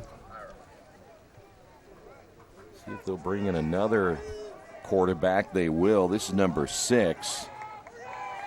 And I'm not sure who this is. This might be Jorge Valderrama. And I believe we got a timeout. Why Hiram would call a timeout right now is beyond me. We will take a break on the Wesley Bates Wealth Management scoreboard. Quakers trail this one 47-7. Our community. It's where we live. It's where we work. It's where we play. At West End Bank, we're not just in the community, we're a part of the community. And that's why we support over 100 programs for local nonprofits and schools, including our financial literacy program that positively impacts countless students throughout the area. You bank locally, so we give back locally to watch people grow with endless possibilities. Well, Johnson on the carry while we were away. They came right back and got the offense rolling once again. Johnson with another carry for Hiram. Isaiah Jones will finish with 110. Johnson now with 74. Crawford with 63 yards rushing. Fumbling the football. Quakers will get it back. Valderrama, if that is Valderrama, unable to hold on to the football. He's listed as a linebacker. And they got him at quarterback. Over 500 yards of total offense today for Hiram. They're at 520.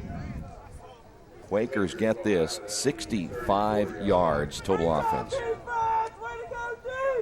Averaging just 1.4 yards per play. It has been, again, that kind of afternoon for Earlham football. 5:50 remaining. Enright will have Bray in the backfield. Dinwiddie back there as well. Handoff Bray. Bray bouncing off one defender. Good effort. He'll get a couple of yards out of it when it's all said and done.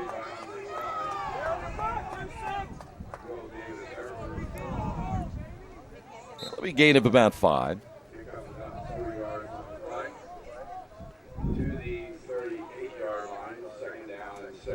Well, the Quakers at this stage just want to run this thing out as they will now fall to 0-2 on the season and will have to set their sights on next week in the HCAC.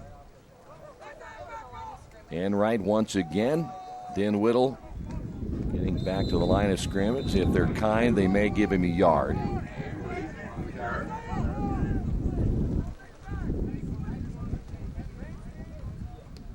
And Quakers face now with a third down, and let's call it 6.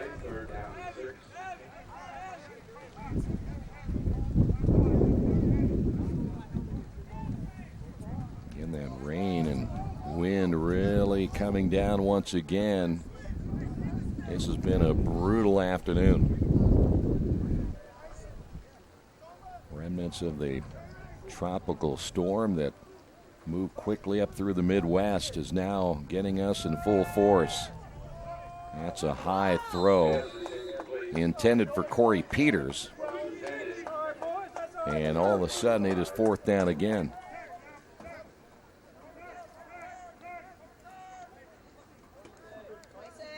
Quakers will end up not even getting 100 yards of total offense here this afternoon unless something drastic happens in the last 4:27. Chancey Cothran will come in, and Quakers now will have a full complement of players here on special teams. Dickelman again on the kick, end over end. Takes an Earlham bounce. And I think it was touched at the last minute. That's not good special teams play. Luther Fortson. It's either Fortson or Glenn Rushing. There are double numbers here again for Hiram. But then Hiram will take over 1st and 10 as they will be deep in their own territory. And we're going to put the football right at the 6-yard line.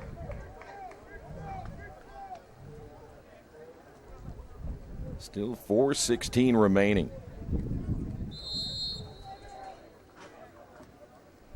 We're hoping for a strong stretch here by Dominique, our cameraman. He'll be strong in the last 4 minutes. Well, I'm not sure. Johnson will get nailed for no gain or maybe a loss of 1. If this is the case, and again, this could be Valderrama, they list him as a linebacker, 5'9", 200, but they're struggling on offense right here. Maybe they're figuring at some point they might need a third-string quarterback and also a linebacker. Valderrama's like, hey, just hike the darn football. Well, the center says, I haven't heard what I'm waiting for. Now, there's a big-time block right there. Oh, my. That just, I'm trying to figure out who that laid out. That was Rance Albert, excuse me. He got laid out on that block. Well, if they're planning on running the football with Valderrama, they're in trouble. It'll be 3rd down. Please get us out of this one here soon. All they ask is get that clock to running. All right, here we go. 3rd down and 10. Ball is fumbled. And I'm not sure who got it. And Earlham will recover the loose football. That's why you don't put your linebacker or quarterback. Jorge Valderrama not able to hold on to that loose football, so maybe Earlham can get on the board here with just over 2 minutes remaining.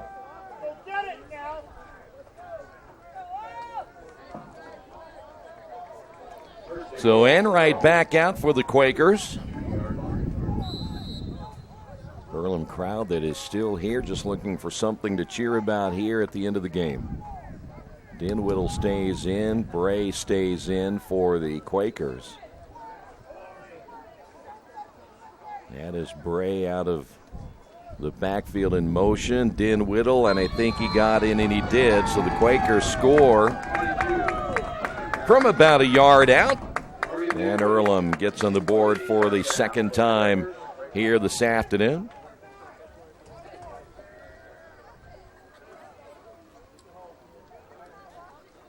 So now we will see Xavier, I should say Javier Lopez, come in to attempt the extra point.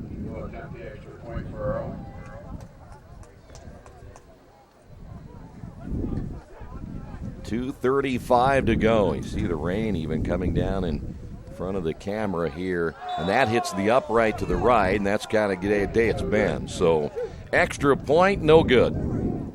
On the Wesley Bates Wealth Management scoreboard, Quakers trail at 47-13. For the past 35 years, Van Vliet Insurance has built a reputation of bringing a personal touch. That's because at Van Vliet, it's all about you, your needs, your life, and our town.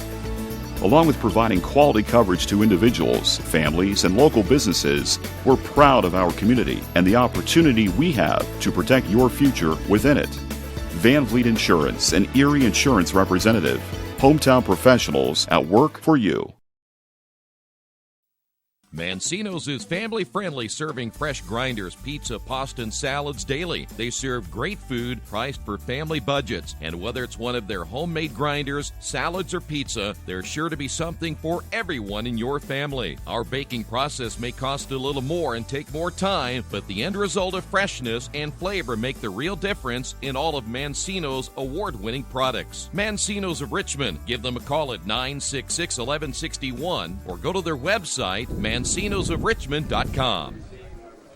Well, 2:35 remaining. If Hiram keeps this offense up to what they've been doing the last couple of times with a linebacker running their offense, the Quakers may make a little run here. There should be another onside kick. Nope, it's going to be pooched to the near side, and that's going to go out of bounds.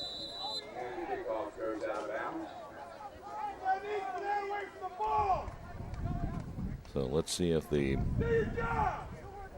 Terriers will go ahead and let the ball be placed at the 35, or will they make him kick it again?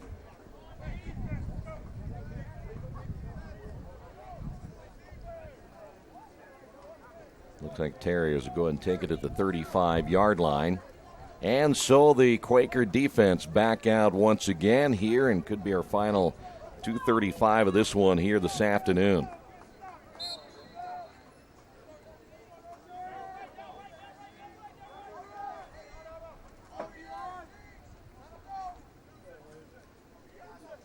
See if they got a different quarterback in again. So this time they've come back with Kevin Brooks out of Austin, Texas. Official says the play has been blown dead, so no fumble there by Brooks. Kevin Brooks, a sophomore, 6 foot, 180 pounds. He might be better than bringing in, and again, I don't know if that's number 6, Jorge Valderrama. They might have some different numbers other than what I have on my roster. But Brooks now coming in to run the offense. There is Johnson again. He's got to be closing in on 100 yards.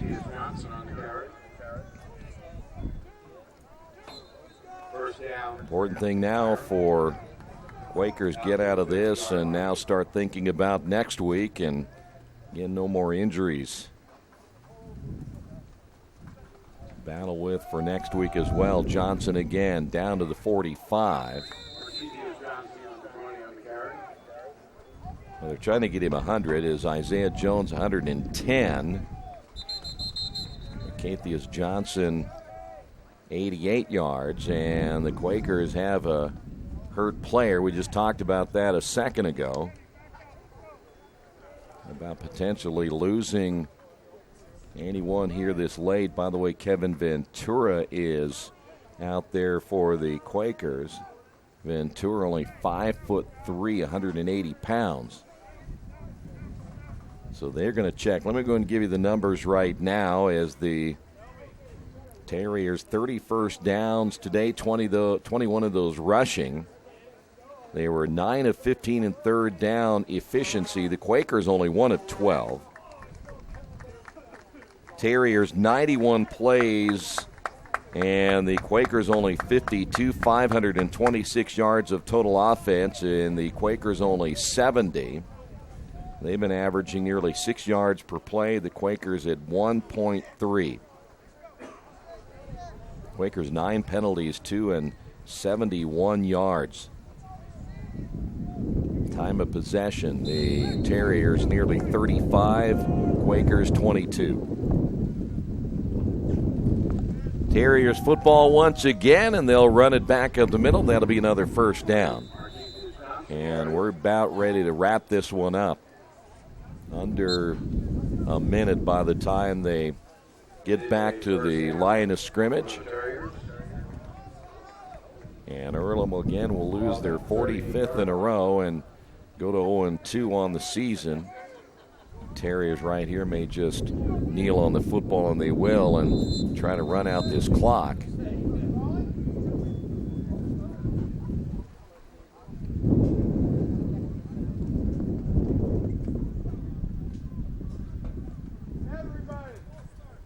Well, that'll be a false start on Hiram.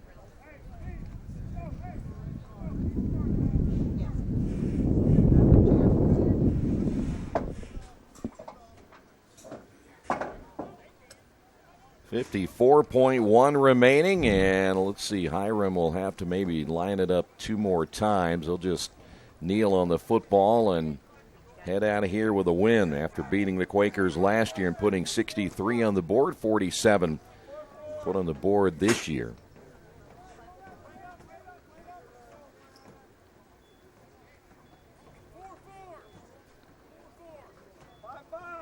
And they're going to put 44 seconds on the clock instead of the 54 that was on there.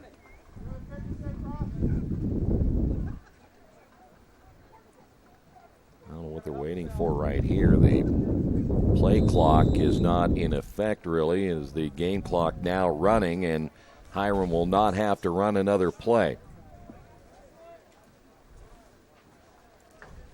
So we will put a final on this one here this afternoon as the Quakers lose it on the Wesley Bates Wealth Management Scoreboard. Your final, Hiram 47, Earlham 13. We'll wrap it up in a moment right here in Radio Troy Digital Sports. Little Sheba's Restaurant and Zini's Place. Come join us in Richmond at 175 Fort Wayne Avenue or at our newest location in Centerville at 129 East Main Street. Grab one of our gourmet pizzas, a deluxe sandwich, steak or fresh salad, and an ice-cold beer or your favorite wine. Featuring live music every Tuesday, Friday, and Saturday, plus more in our smoke-free environment. 10% discount with a valid student ID. It's better than being home. At the Reed Orthopedic Center, our physicians and support team devote themselves to helping you return to a healthy and active lifestyle. Our expertise includes shoulder, elbow, foot, ankle, hand, wrist, hip, and knee injuries, as well as pain management and rehabilitation, and school athletic training programs and sports medicine. We are committed to providing you with the best possible orthopedic treatment that we can. To request an appointment at the Reed Orthopedic Center, call 765-935-8905. Quakers will lose at 47-13. They're 0-2 on the season. Conference play will begin next week now for the Quakers. They'll be here at Darrell Bean Stadium. It is a 2:30 kickoff time, 2:10 pregame time. Bluffton will be in town, and then the Quakers will host Mount St. Joe. If you're planning on making your plans to come to homecoming, that'll be on September 22nd, another 2:30 kickoff time. Final score once again, 47-13. Hiram picks up the win. The Terriers now 1-1. The Quakers at 0-2. Thanks for being with us. This has been Earlham Football and Radio Troy Digital Sports.